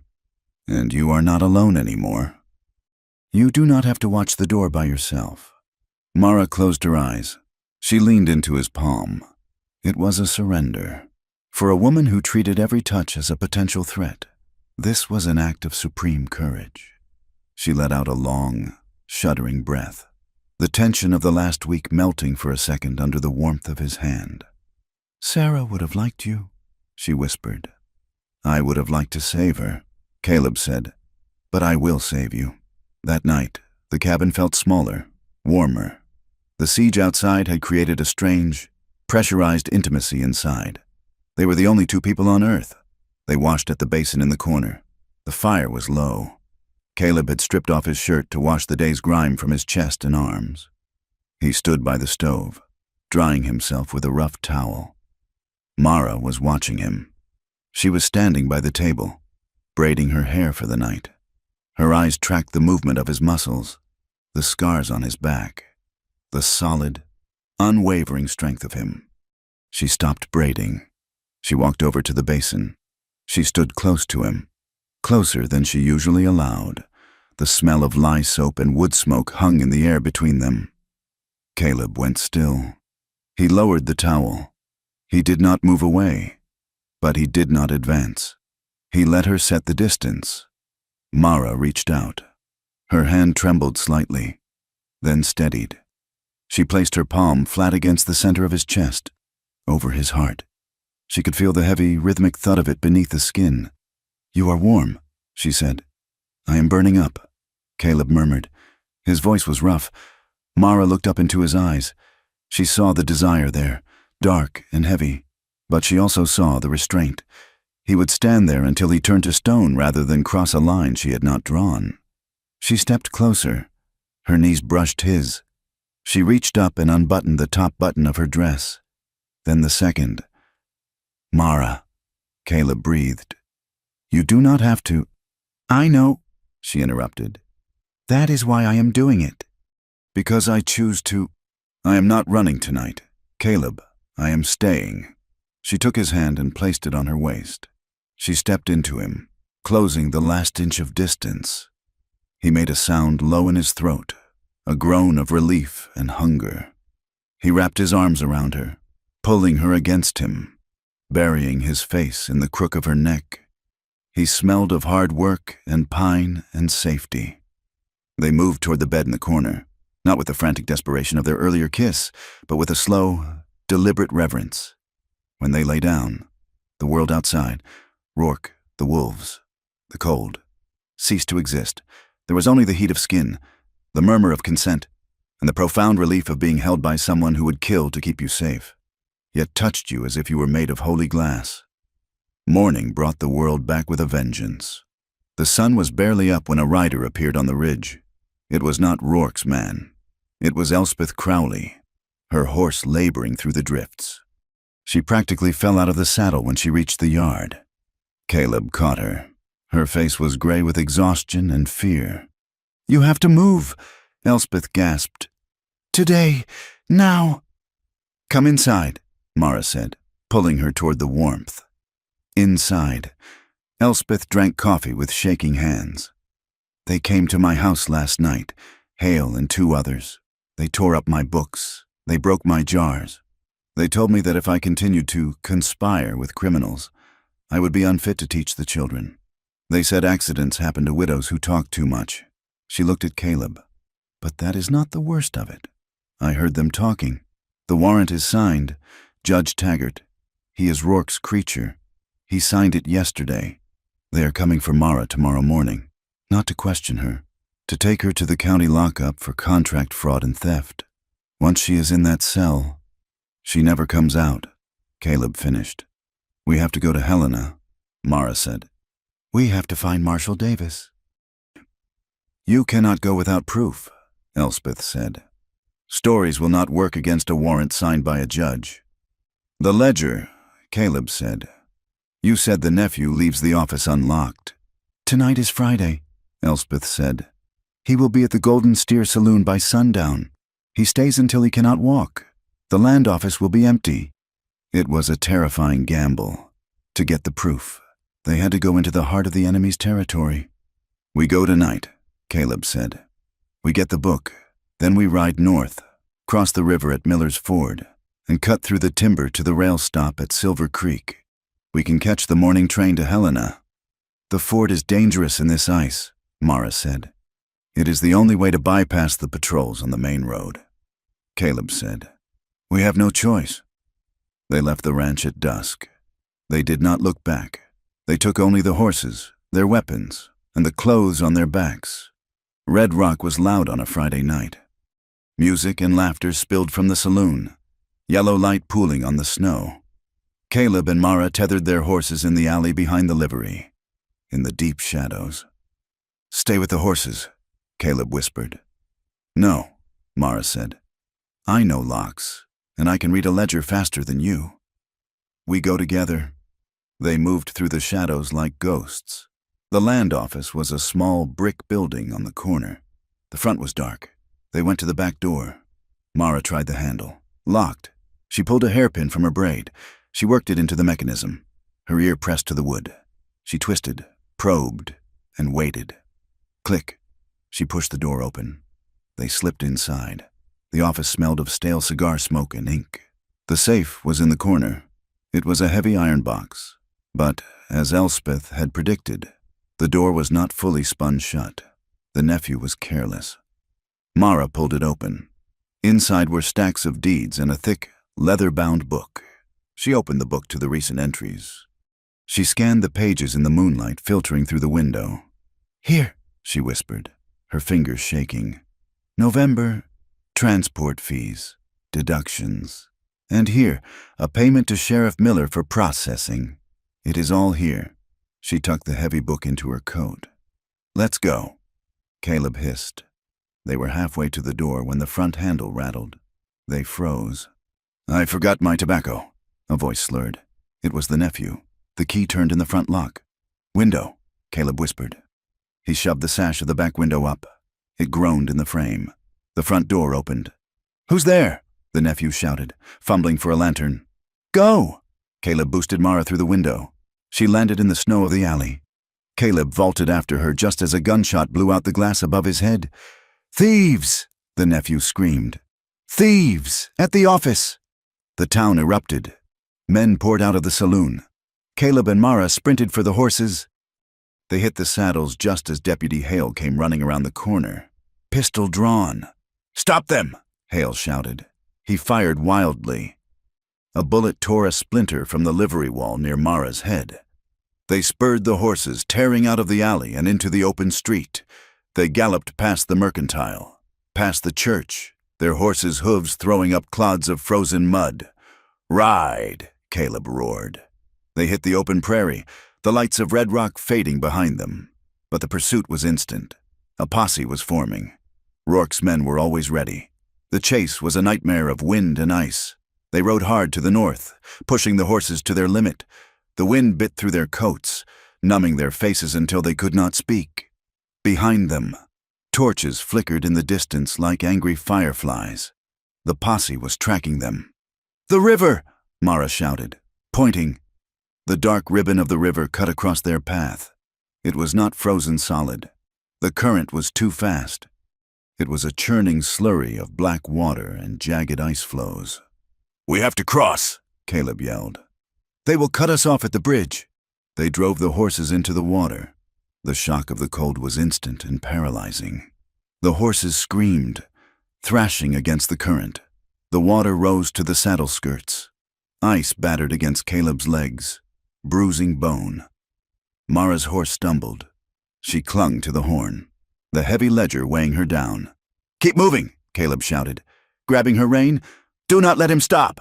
They scrambled up the far bank, shivering violently, their clothes instantly freezing into stiff armor. The horses were blowing hard, steam rising from their wet coats. They rode into the timber, the pine trees offering a brief respite from the wind. They could see the torches of the posse on the other side of the river. The pursuers had stopped at the water, wary of the ice. They would have to go around to the bridge, costing them an hour. "We have time," Caleb wheezed. But not much. They rode through the night. The landscape was brutal, steep ravines, hidden drops, snow that hid treachery. By the time the sky began to lighten to a bruised purple in the east, the horses were stumbling. They reached the outskirts of Silver Creek. It was bigger than Red Rock, a rail town with a depot and a telegraph line. The train to Helena was due at 8 o'clock. They reined in at the top of a rise overlooking the town. "We made it," Mara whispered. She touched the ledger inside her coat. Caleb was looking back the way they had come. He saw them, riders, not the main posse, but a scout group, 3 men on fresh horses, cutting across the ridge. They were flanking them.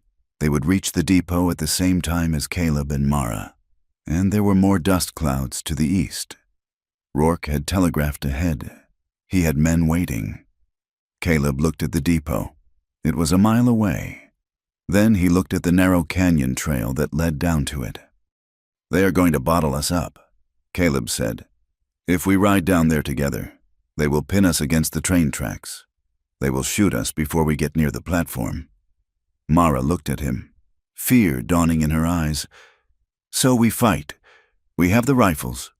"We cannot win a fight against 10 men, Caleb said. "Not with you carrying the book." He turned his horse to face her. His face was battered by the wind, his eyes dark and calm. "Give me your hat," he said. "What?" "Give me your hat and your coat," Caleb said. "Put on my duster. Take the ledger. Ride down the old creek bed to the water tower. Wait for the train to whistle. Do not get on until it is moving."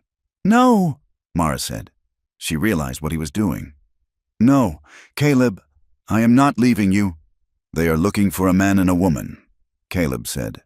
"If I ride out along the ridge, making noise, they will follow me. They will think I am trying to draw them off. They will think I have the book." "They will kill you!" Mara cried, grabbing his arm. "They will try," Caleb said. "But I am hard to kill, and if they catch me, I am just a husband protecting his wife. I have no evidence on me. They can beat me, but they cannot hang me without the book." "I cannot do this alone," she sobbed. "You have to," Caleb said. He leaned over and kissed her.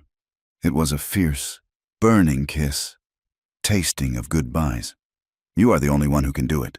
Mara, you know the story. You have the voice. You take that book to Marshall Davis. You tell him everything, and you come back for me." "I swear it," she whispered. "Go," Caleb said. "Ride." He stripped off his duster and threw it to her. He took her hat and jammed it on his head. He wheeled the roan around. "Hey!" Caleb shouted at the approaching riders, firing a shot into the air. "Over here, you sons of bitches! Come and get it!" He spurred his horse and galloped away from the town, riding silhouetted against the skyline. A perfect target. The riders turned. They took the bait. They spurred after him, yelling, firing their pistols. Mara watched him go. Her heart was tearing in half. She wanted to scream. She wanted to chase him, but she felt the weight of the ledger against her ribs, the names of the women, the dead friend, the future. She gritted her teeth. She pulled Caleb's heavy duster around her, shrinking into its warmth.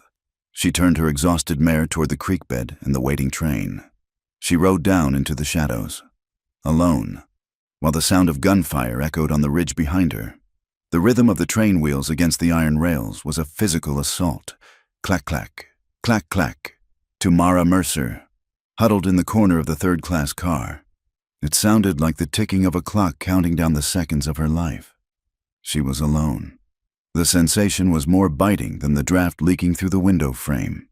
For the last month, Caleb had been a physical wall between her and the world. His shoulder against hers at the table, his breathing in the dark, his large, scarred hand covering hers on the fence rail. Without him, the old terror, the cold, creeping panic of the prey animal, began to circle in the back of her mind.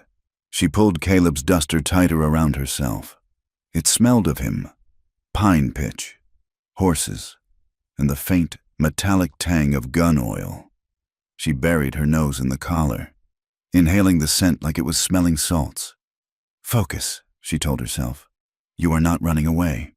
You are running toward—" She pressed her hand against her ribs, feeling the hard rectangular shape of the ledger hidden beneath her bodice. That book was not just paper and ink. It was a weapon. It was the key to the cage. The train hissed into the station at Helena in a cloud of sulphurous steam. The city was a shock after the silence of the high plains. It was a brawl of brick buildings, shouting draymen, and streets churned into black slurry by 1,000 carriage wheels. Mara moved through the crowd with her head down, her hat pulled low. She knew how to disappear in a crowd. It was a skill she had learned in the mining camps. Walk with purpose, but not haste. Look at no one, but see everything. She found the office of the United States Marshal 2 streets over from the territorial courthouse. It was a sturdy stone building with iron bars on the windows. Inside, the air was stale and warm. A man sat behind a desk piled high with wanted posters and correspondence.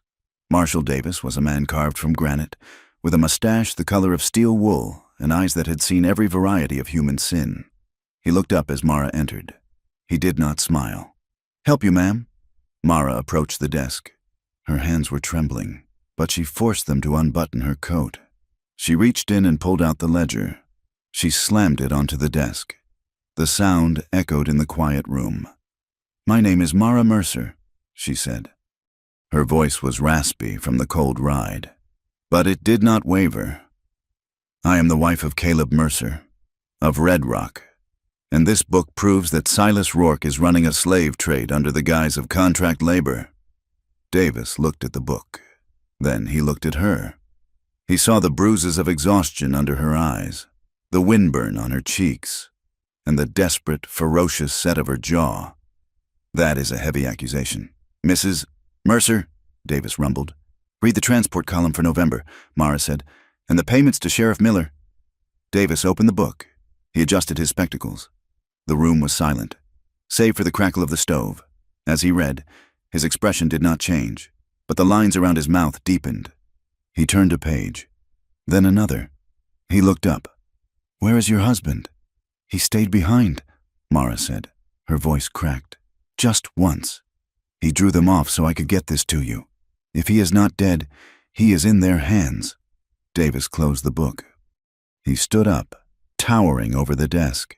"Sit down. Mrs. Mercer," he said. "I am going to pour you a whiskey, and then you are going to tell me everything. Start from the beginning." In the jail cell in Red Rock, time had lost its meaning. Caleb sat on the cot, his back against the damp stone wall. His hands were cuffed in front of him. His face was a map of fresh violence. One eye was swollen shut, purple and angry. His lip was split. His ribs burned with every breath, a sharp reminder of the rifle butt Deputy Hale had used to subdue him after the chase. They had caught him 5 miles out of town. He had led them on a merry chase, riding the ridgelines, firing into the air, making sure every eye was on him while Mara slipped into the dark. When they finally cornered him in a box canyon, he had dropped his rifle and raised his hands. He had expected them to kill him then, but Hale had ridden up, breathless and grinning. "Alive," Hale had ordered the men. "Rourke wants to ask him where the book is." Now, the heavy iron door of the cell block clanged open. Hale walked in. He was fresh, shaved, and smelled of coffee. He pulled a wooden chair up to the bars and sat down, leaning his arms on the backrest. "Morning, Caleb," Hale said brightly. "How are the ribs?" Caleb looked at him through his good eye. He did not speak. He was stone. He was the mountain. He focused his mind on the image of Mara riding the train. "She is safe," he thought. "Every minute I sit here is a minute she gets closer to Helena." "You know," Hale said, picking at a fingernail, "Mr. Rourke is losing patience. He is a businessman. He hates loose ends, and that wife of yours is a very loose end." "She is gone," Caleb rasped. The words tasted like blood. "We know she is gone," Hale said. "But she will come back. They always come back. Women like that. They are sentimental. Or they are stupid. She will try to trade the book for you." Hale stood up. He walked to the bars and gripped them. His face changed, the smile vanishing to reveal the cruelty beneath. "Tell me where she was heading. Caleb, was it Silver Creek? Did she take the train?" Caleb remained silent. Hale sighed. He unlocked the cell door. He stepped inside. He unholstered his revolver, holding it by the barrel, using the heavy grip as a club. "I need you to fight back." "Caleb," Hale whispered. "Please, just take a swing at me. Give me a reason to put a bullet in your gut and tell the sheriff you tried to escape. It would be so much cleaner." Caleb looked at the gun. The temptation was a physical heat in his blood. He could take him, even hurt, even cuffed. Caleb knew he could snap Hale's wrist and drive the man's own weapon into his teeth. The violence he had buried in Abilene was scratching at the coffin lid, screaming to be let out. But if he fought, he died. And if he died, Mara was alone. Caleb looked up at Hale. He forced his muscles to relax. He slumped his shoulders. "I am tired. Tom," Caleb said quietly. "I am just a farmer. I do not want to fight you." Disappointment flashed in Hale's eyes. He struck Caleb across the face with the pistol grip. It was a vicious, backhanded blow that snapped Caleb's head to the side. Caleb tasted fresh blood. He did not raise his hands. He did not make a sound. "Boring," Hale spat. He holstered the gun. "Enjoy the dark. Mercer, we will try again tonight." The legal machinery of the territory ground slow, but the ledger was the grease that made it move. Marshal Davis took Mara to see Judge Ambrose, a federal circuit judge who held court in the back of a dry goods store while the new courthouse was being built. Ambrose was a young man with ambition and a distinct lack of fear regarding local cattle barons. However, Rourke had friends everywhere. By the time Davis had sworn out the affidavit, a lawyer representing Mr. Silas Rourke's business interests had arrived by the morning train. The preliminary hearing was held 2 days later. The room was crowded. Word had spread that a woman was challenging the king of Red Rock. Mara sat at the plaintiff's table next to Marshal Davis. She wore a clean dress the marshal's wife had lent her. It was gray wool, severe and simple. She wore no hat. She wanted them to see her face. Rourke's lawyer was a man named Sterling, dressed in a suit that cost more than Caleb's farm. He paced before the judge, his thumbs hooked in his vest. "Your Honor," Sterling boomed. "This is a farce. We have here a woman of questionable virtue, a woman who admits to fleeing a lawful contract in the Dakota Territory, a woman who is currently wanted by the sheriff of Red Rock for theft." He turned and pointed a finger at Mara. "She has stolen private business records." Sterling continued, "And now she weaves a fantastical tale of slavery to cover her own crimes. She is a runaway. Your Honor, she is a dance hall girl who trapped a lonely rancher into marriage and is now trying to extort a respected community leader." The murmurs in the room were low and ugly. Dance hall girl, immoral, used goods. The words hung in the air like smoke. Mara felt the shame trying to rise, hot and suffocating. It was the old weapon. They used her past to silence her future. They wanted her to look down. They wanted her to cry. Marshal Davis stood up. "Your Honor, the ledger speaks for itself, but Mrs. Mercer can speak to the context." "Mrs. Mercer," the judge said, looking over his spectacles. "Stand up." Mara stood. Her knees shook, but she locked them. She looked at Sterling, then at the judge. "Did you sign a contract with the mining company?" Sterling asked, smirking. "I signed a paper," Mara said. Her voice was not loud, but it carried to the back of the room. "I was 16 years old. I was starving. The man told me I would be washing sheets. He did not tell me I would be locked in a room. He did not tell me that my wages would be docked for the air I breathed until I owed more than I could ever earn." "But you signed it," Sterling pressed. "You chose that life." "I chose to survive," Mara said. She turned to face the room. She looked at the faces of the strangers, shopkeepers, wives, drifters. "You call it a choice," she said. "But when a trap snaps shut on a wolf's leg, does the wolf choose to chew off its own foot to get free, or does it just want to live?" The room went quiet. "I am not a ledger entry," Mara said. "I am not a debt to be collected. I am a woman. I have a name. I have a husband who is bleeding in a cell right now because he believes I am a person, not property, Mr. Rourke thinks he can own people because he has money, but the law is supposed to be the one place where money does not count." She looked at the judge. "I am not asking for pity. I am asking for the right to walk out my own door without looking over my shoulder. Is that not what this country is for?" Judge Ambrose stared at her for a long moment. He looked at the ledger open on his bench. He looked at Sterling, who had lost his smirk. "Marshal Davis," the judge said, "this ledger provides probable cause for a federal investigation into peonage and kidnapping. I am issuing a warrant for the arrest of Silas Rourke and his associates, and I am authorizing you to deputize a posse to execute it." He banged his gavel. "And Mr. Sterling, if you interrupt me again, I will hold you in contempt." The return to Red Rock was not a victory parade. It was an invasion. Marshal Davis did not waste time. He gathered 6 men, hard-bitten deputies who rode for the federal wage. They loaded their saddlebags with ammunition. The sky had turned a bruising purple, threatening snow. They rode hard. Mara rode with them. Davis had tried to leave her in Helena, but she had looked him in the eye and said, "He is my husband. If you leave me, I will walk." He had given her a horse. They reached Red Rock at dawn on the second day. The town was waking up to a gray, freezing morning. The marshal rode straight to the jailhouse. He kicked the door open. Sheriff Miller was sleeping at his desk. He woke with a start to find a Winchester pointed at his nose. "United States Marshal," Davis barked. "You are relieved of duty. Miller, get the keys. They found Caleb in the back cell. Mara made a sound that was half sob, half scream when she saw him. He was lying on the cot, his shirt stained with dried blood. His face was swollen, his eyes glazed with pain and dehydration. "Open it," Davis ordered Miller. The sheriff fumbled with the keys. The moment the lock clicked, Mara was inside. Caleb tried to sit up. He groaned, clutching his ribs. "Mara," he croaked.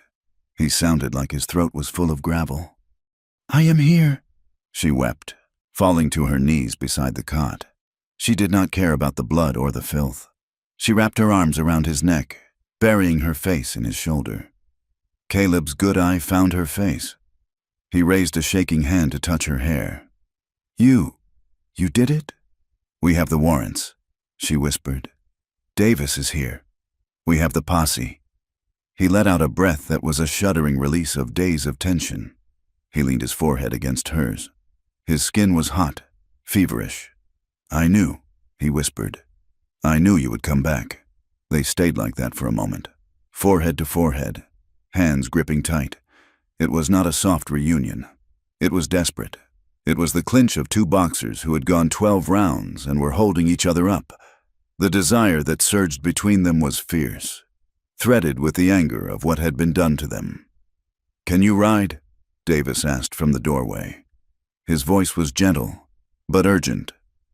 Caleb looked up. He set his jaw. "Give me a horse," he said. "I can ride." They moved him to the livery stable to get him water and clean his wounds. Mara washed the dried blood from his face. She touched the purple bruising on his ribs with trembling fingers. "Hale did this," she said. Her voice was cold. "He wanted me to break," Caleb said. He took her hand and kissed the palm. He lost, but the war was not over. As they were saddling fresh horses, a boy ran into the stable. It was the son of the blacksmith. "Fire!" the boy yelled. "Fire at the Mercer place!" Caleb froze. He looked at Mara. "Rourke," Caleb said. "He knows the marshal is here. He is burning the evidence, or he is drawing us out." "It is a trap," Mara said. "Just like the fire in the barn." "We have to go," Caleb said. "The cattle, the house." "Let it burn," Mara said. "We have the warrants." "No," Caleb said. "He is not just burning the house. He is waiting for us. If we do not go, he will come here. He will turn the town into a shooting gallery." Marshal Davis checked the load in his shotgun. "Then we go to him, but we go on our terms." The landscape between the town and the ranch had turned into a nightmare of mud and ice. The horses struggled for footing. The wind whipped the snow into blinding sheets. They saw the smoke before they saw the fire, a black pillar rising against the gray sky. When they crested the ridge overlooking the ranch, the devastation was clear. The barn was fully engulfed, flames roaring against the wind. The cabin was smoking, the roof catching fire, and there were men waiting. Silas Rourke had not run. He had dug in. His men were positioned behind the water trough, behind the stone wall of the root cellar, and in the stand of cottonwoods. "Federal Marshal!" Davis roared, his voice booming over the wind. "Throw down your weapons. I have a warrant for Silas Rourke." The answer was a rifle shot that kicked up snow inches from Davis's horse. "Take cover," Davis yelled. The firefight erupted. It was chaotic and brutal. The wind tore the smoke apart, making it hard to see. Horses screamed and scattered. Caleb and Mara bailed off their horses and scrambled for the cover of a rocky outcrop. Caleb had a rifle now, and despite his injuries, his hands were steady. He fired, working the lever action with a grim rhythm. "Stay down," Caleb shouted at Mara as a bullet chipped the rock near her head. "I can shoot," she yelled back, leveling her own rifle. The federal deputies were flanking Rourke's men. The discipline of the marshal's posse was turning the tide. Rourke's hired guns were mercenaries. They were not willing to die for a paycheck against federal badges. One by one, they broke cover and ran for the Badlands. "They are running!" Davis shouted. "Push forward!" But Rourke was not running, and neither was Hale. In the confusion of the smoke and the advancing line, Mara saw movement near the burning barn. She saw Rourke's black stallion, and she saw Hale. Hale was not firing at the deputies. He was moving low, circling the flank. He was coming for the rocks where Caleb and Mara were pinned. Caleb was reloading. He was focused on the cottonwoods where Rourke was shouting orders. "Caleb!" Mara screamed. Hale surged out of the smoke like a demon. He didn't go for Caleb. He went for the leverage. He lunged at Mara. She tried to bring her rifle around, but he was too close. He knocked the barrel aside and grabbed her by the hair, wrenching her backward. She screamed, clawing at his face. Hale jammed the barrel of his revolver against her temple. He dragged her out into the open, using her body as a shield. "Hold your fire!" Hale screamed. "Hold it or I blow her brains out!" The shooting stopped. The silence that followed was heavy with the roar of the fire. Caleb spun around. The color drained from his face. He froze, his rifle half raised. He saw Hale's wild eyes. He saw the gun pressed against Mara's skin. He saw Mara's eyes, terrified, but locked on his. "Drop it, Mercer!" Hale shouted. "Drop the gun!" Marshal Davis and his men held their positions, weapons trained but unable to shoot. Hale had her tight. "Back off!" Hale yelled. "We are leaving. I am taking her with me. Anyone follows, she dies." Rourke rode out from the cottonwoods, looking calm amidst the ruin. "A sound negotiation," Rourke called out. "Let us pass. Marshal, you can have the land. I will take the girl as collateral." Caleb stood in the snow. His chest was heaving. His ribs screamed with pain. He looked at Hale. He saw the finger whitening on the trigger. He looked at Mara. She was not struggling anymore. She knew that if she moved, she died. The choice, it hung in the air, sharper than the cold. If Caleb trusted the law, he would drop the gun. He would let them take her, hoping the marshal could track them, hoping to negotiate later. But he knew Hale. He knew Rourke. If they took her now, into the Badlands, he would never see her alive again. She would become another Sarah, another shawl in the mud. But if he shot, Hale was using her as a shield. The target was impossible. An inch to the left, and he killed his wife. An inch to the right, and he missed, and Hale pulled the trigger to take the shot. Caleb had to become the killer again. He had to summon the man from Abilene, the cold, dead-eyed machine that broke necks and didn't feel remorse. He had to let the violence swallow him whole. "Drop it!" Hale screamed again, dragging Mara backward toward a waiting horse. Caleb looked at Mara. She blinked. It was a tiny movement, a signal. "Do not let them take me." Caleb stopped shaking. His breathing slowed. The world narrowed down to a tunnel. The fire, the wind, the marshal, it all faded. There was only the front sight of his Winchester and the sliver of Tom Hale's face visible behind Mara's head. He raised the rifle. "No!" the marshal shouted. Caleb did not hear him. He was not a homesteader anymore. He was not a husband. He was a bullet. He squeezed the trigger. The rifle stock slammed against Caleb's shoulder, a brutal, familiar kick that reverberated through his bruised ribs. The sound of the shot cracked the frozen air, sharper than the roaring of the burning barn, through the smoke and the swirling snow. Caleb watched the result not with triumph, but with a cold, detached clarity. The bullet did not take Deputy Hale in the head. Caleb had shifted his aim in the fraction of a second before the hammer fell.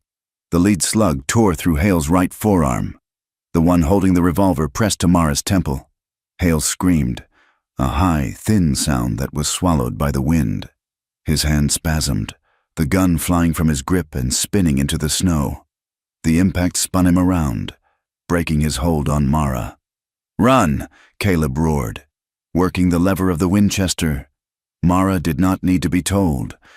The moment the arm released her, she dropped to the ground, rolling into the depression of a frozen wagon rut just as the air above her head filled with lead. Rourke's men, seeing their deputy fall, opened fire from the tree line. The marshal's deputies returned it, a chaotic volley that chewed up the bark of the cottonwoods and sent snow spraying in white geysers. "Pull back!" Rourke shouted. His voice was not panicked. It was angry, the tone of a man whose property had misbehaved. "Get him on a horse. We are leaving." Caleb raised the rifle again, sighting on Rourke's broad back as the rancher wheeled his stallion. It would be an easy shot, a center-mass hit that would end the reign of the King of Red Rock in a heartbeat. The violence in Caleb's blood sang a dark, seductive song. End it. Do it now. But he heard Mara's voice in his head. We win with proof, not rage. If he shot Rourke in the back, the ledger became worthless. The narrative would shift. Rourke would die a martyr, a respected businessman murdered by a wild homesteader, and his network of debt and influence would simply pass to the next man in line. Caleb lowered the barrel.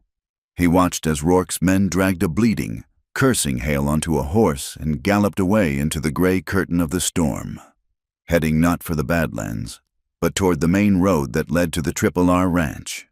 "They are running," Marshal Davis said, appearing beside Caleb. He kept his shotgun leveled. "They will hole up at the big house. It is a fortress." Caleb did not answer. He dropped the rifle into the snow and ran toward the rut where Mara lay. She was pushing herself up, her face streaked with soot and snow. She was shaking, but when Caleb fell to his knees and reached for her, her hands grabbed his coat with a grip that was shockingly strong. "I am whole," she gasped, seeing the terror in his eyes. "He did not shoot. You hit him." Caleb pulled her into him, crushing her against his chest. He buried his face in her hair, breathing in the smell of smoke and life. For a moment, the world narrowed down to the beat of her heart against his. "I almost," Caleb whispered, his voice cracking. "I almost lost the shot." "But you did not," Mara said fiercely. She pulled back, framing his bruised face with her frozen hands. "You did not miss, and you did not kill Rourke." "I wanted to," Caleb admitted. "I know," she said. "But now we finish it the right way." The Triple R Ranch was not just a home. It was a monument to Silas Rourke's vanity. The main house sat on a rise overlooking the valley, built of imported stone and timber, flanked by bunkhouses that held 30 men. It was 2 hours later when the marshal's posse, reinforced by the deputies from Helena and a grim-faced Caleb, crested the ridge. The storm had broken, leaving behind a sky of polished steel and a wind that cut like a razor. "He has men in the loft of the barn," Caleb said, scanning the layout, "and riflemen in the upper windows of the house. He thinks we will not storm it," Davis said. "He thinks his lawyers in Helena are already filing injunctions to stop me." "He does not know about the ledger," Mara said. She was riding Caleb's spare horse, wrapped in a blanket, her face set like flint. "He thinks I am just a thief he can intimidate. He does not know we have the names." "Stay here," Caleb told her. "No," Mara said. "I am the witness. I am the evidence. I am going to the door." They rode down the slope. It was a slow, deliberate procession. They stopped 50 yards from the porch. The front door of the great house opened. Silas Rourke stepped out. He held a glass of brandy in one hand. He was not dressed for a siege. He was dressed for a business meeting. His arrogance was a physical weight in the air. "Marshal Davis," Rourke called out, his voice smooth. "You are trespassing, and you are harboring a fugitive. I suggest you hand Mrs. Mercer over to the local authorities and ride back to Helena before you make a career-ending mistake." "I have a federal warrant for your arrest." "Rourke," Davis shouted. "For peonage, kidnapping, and conspiracy." Rourke laughed. It was a dry, dismissive sound, based on the word of a hysterical woman and a homesteader with a criminal record. "No judge will sign that paper." "Based on your own bookkeeping," Davis said. He pulled the ledger from his saddlebag and held it up. Rourke went still. The glass of brandy did not waver, but his knuckles turned white. "And witnesses," Caleb added. He guided his horse forward. "Elspeth Crowley has given a statement, and your nephew in town. He does not like jail. Silas, he talked for an hour about how you move the women, about the false debts." The curtains in the upper windows shifted. The riflemen were listening. These were hired hands, men who worked for wages. They knew what federal charges meant. They knew that loyalty to Rourke stopped where the hangman's noose began. "Lies," Rourke spat. "All of it. You have nothing." Then the front door opened again. Deputy Hale stumbled out. He was pale, his right arm bound in a bloody sling. He held a pistol in his left hand, his eyes wild and feverish with pain and humiliation. "Kill them!" Hale screamed. "What are you waiting for? Shoot them down!" He raised the pistol, aiming wildly at Caleb. The moment stretched, thin and brittle as ice. Caleb saw the intent in Hale's eyes. He saw the desperation of a man who knew his power was evaporating. Caleb's hand dropped to his revolver. He could draw. He could put a bullet in Hale's chest before the deputy could fire. It would be justified. It would be easy. But Caleb saw something else. He saw the hired men on the porch lowering their rifles. They were looking at Hale with disgust. They were looking at Rourke, who was backing away from his own rabid dog.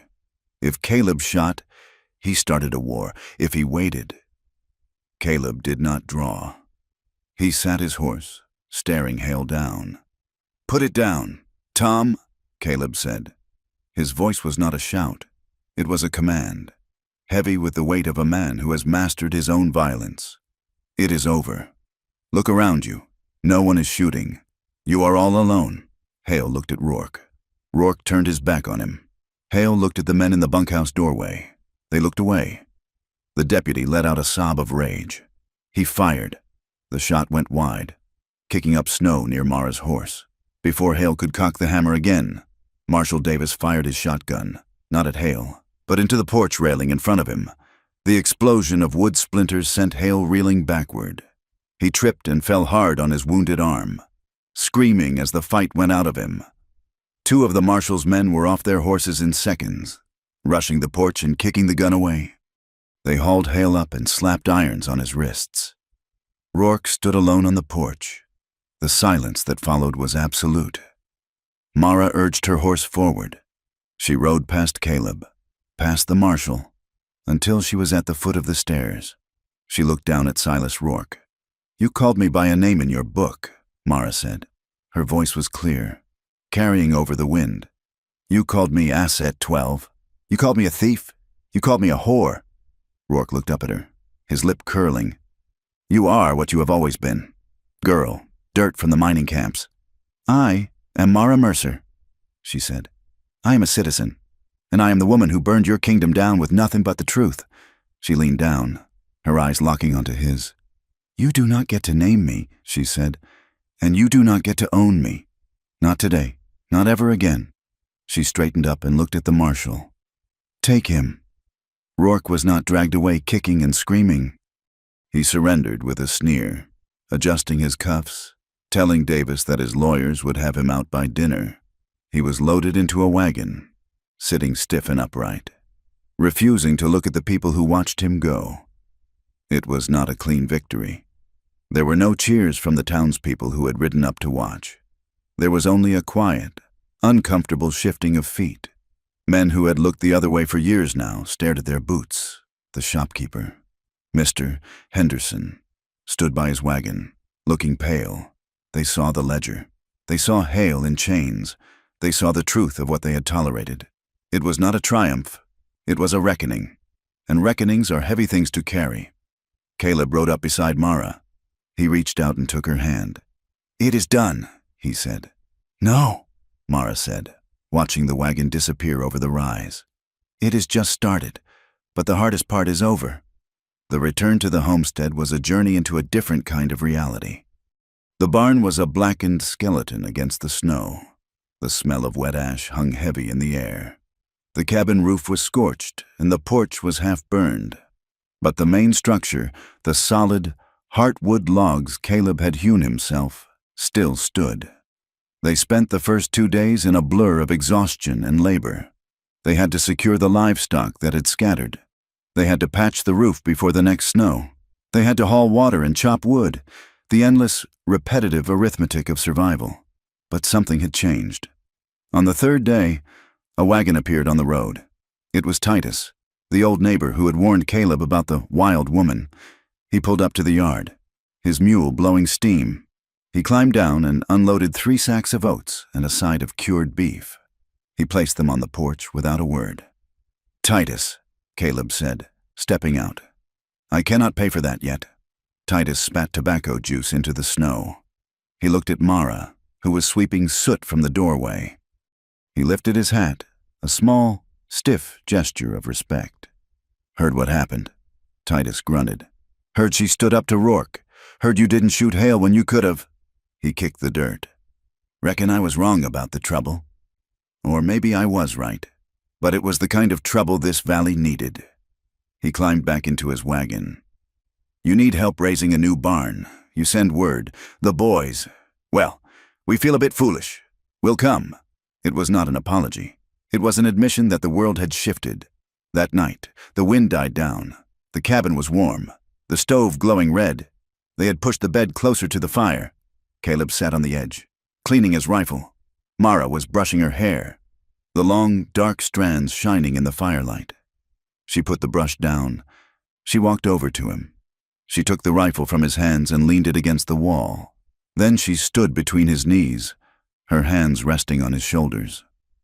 "You are quiet tonight," she said. "I am thinking," Caleb said. He wrapped his arms around her waist, resting his head against her stomach. "I am thinking about the man I was in Abilene, and the man I was on the porch with Hale. They are not the same man," Mara said. "I wanted to kill him." "Mara," Caleb said, his voice muffled against her dress. "When I saw him holding you, the darkness was there. It was so close." "But you didn't," Mara whispered. She ran her fingers through his hair, tracing the line of the scar on his jaw. "You chose. That is what matters. You chose to be Caleb Mercer. You chose to be my husband, not his executioner." She pulled back so she could look at his face. The bruises were fading, yellow and green shadows on his skin. "We are not clean, Caleb," she said. "I have my ghosts. You have yours. We are both scarred. We are both dangerous in our own way." "Yes," Caleb said. "Good," Mara said, "because the world is hard, and I do not want a soft man. I want the man who can stand in the storm and not break." She leaned down and kissed him. It was not the desperate, frantic kiss of the fugitive. It was slow. It was deep. It was the kiss of a woman claiming her territory. Caleb stood up, lifting her with him.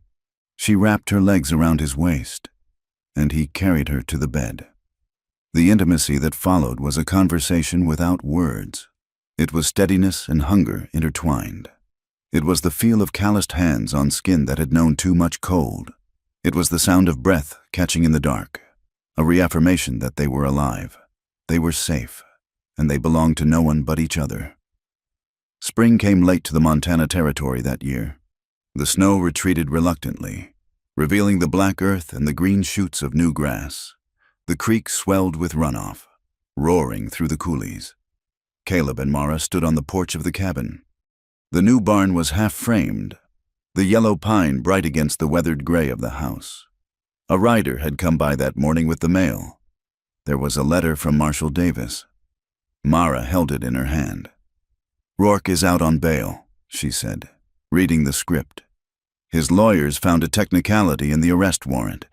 He is back at the RRR." Caleb looked out at the horizon. The news should have terrified him, but he felt a strange, granite calm. "He will not stop," Caleb said. "He will try again. Maybe not with guns this time. Maybe with money. Maybe with politics." "Let him try," Mara said. She folded the letter and put it in her pocket. "The federal investigation is still open. Davis says more women are coming forward. The cracks are spreading." "It will take years," Caleb said. "We have years," Mara said. She turned to look at the land. It was vast, indifferent, and beautiful. It did not care if they lived or died. It only asked that they be strong enough to stand on it. Caleb put his arm around her shoulders. He felt the solid warmth of her, the steel in her spine. She was not the plain, quiet bride he had asked for in his letter. She was something wilder, harder, and infinitely better. She leaned into him. They stood there, watching the shadow of a hawk circle over the grasslands. "Are you afraid?" Caleb asked. Mara looked at the horizon, then up at him. Her eyes were clear, the color of moss in a deep well. "Yes," she said honestly. "But I am not running." Caleb squeezed her shoulder. "Neither am I." They turned and walked back into the house, leaving the door unlatched, ready for whatever the wind would bring next. Thank you for journeying with me through the dust, the snow, and the hard-won love of Caleb and Mara. Stories of the American West are often painted in black and white, but I hope this tale showed you the gray areas where real life and real love happens. I would love to hear your thoughts on their story. Did Caleb make the right choice on the porch? Do you think Rourke will ever truly face justice? Please leave a comment below letting me know where you are listening or reading from. I am always amazed to see how far these stories travel. And if you enjoyed this ride, please subscribe to From Wild West for more tales of grit, passion, and the frontier spirit. Until next time, keep your powder dry.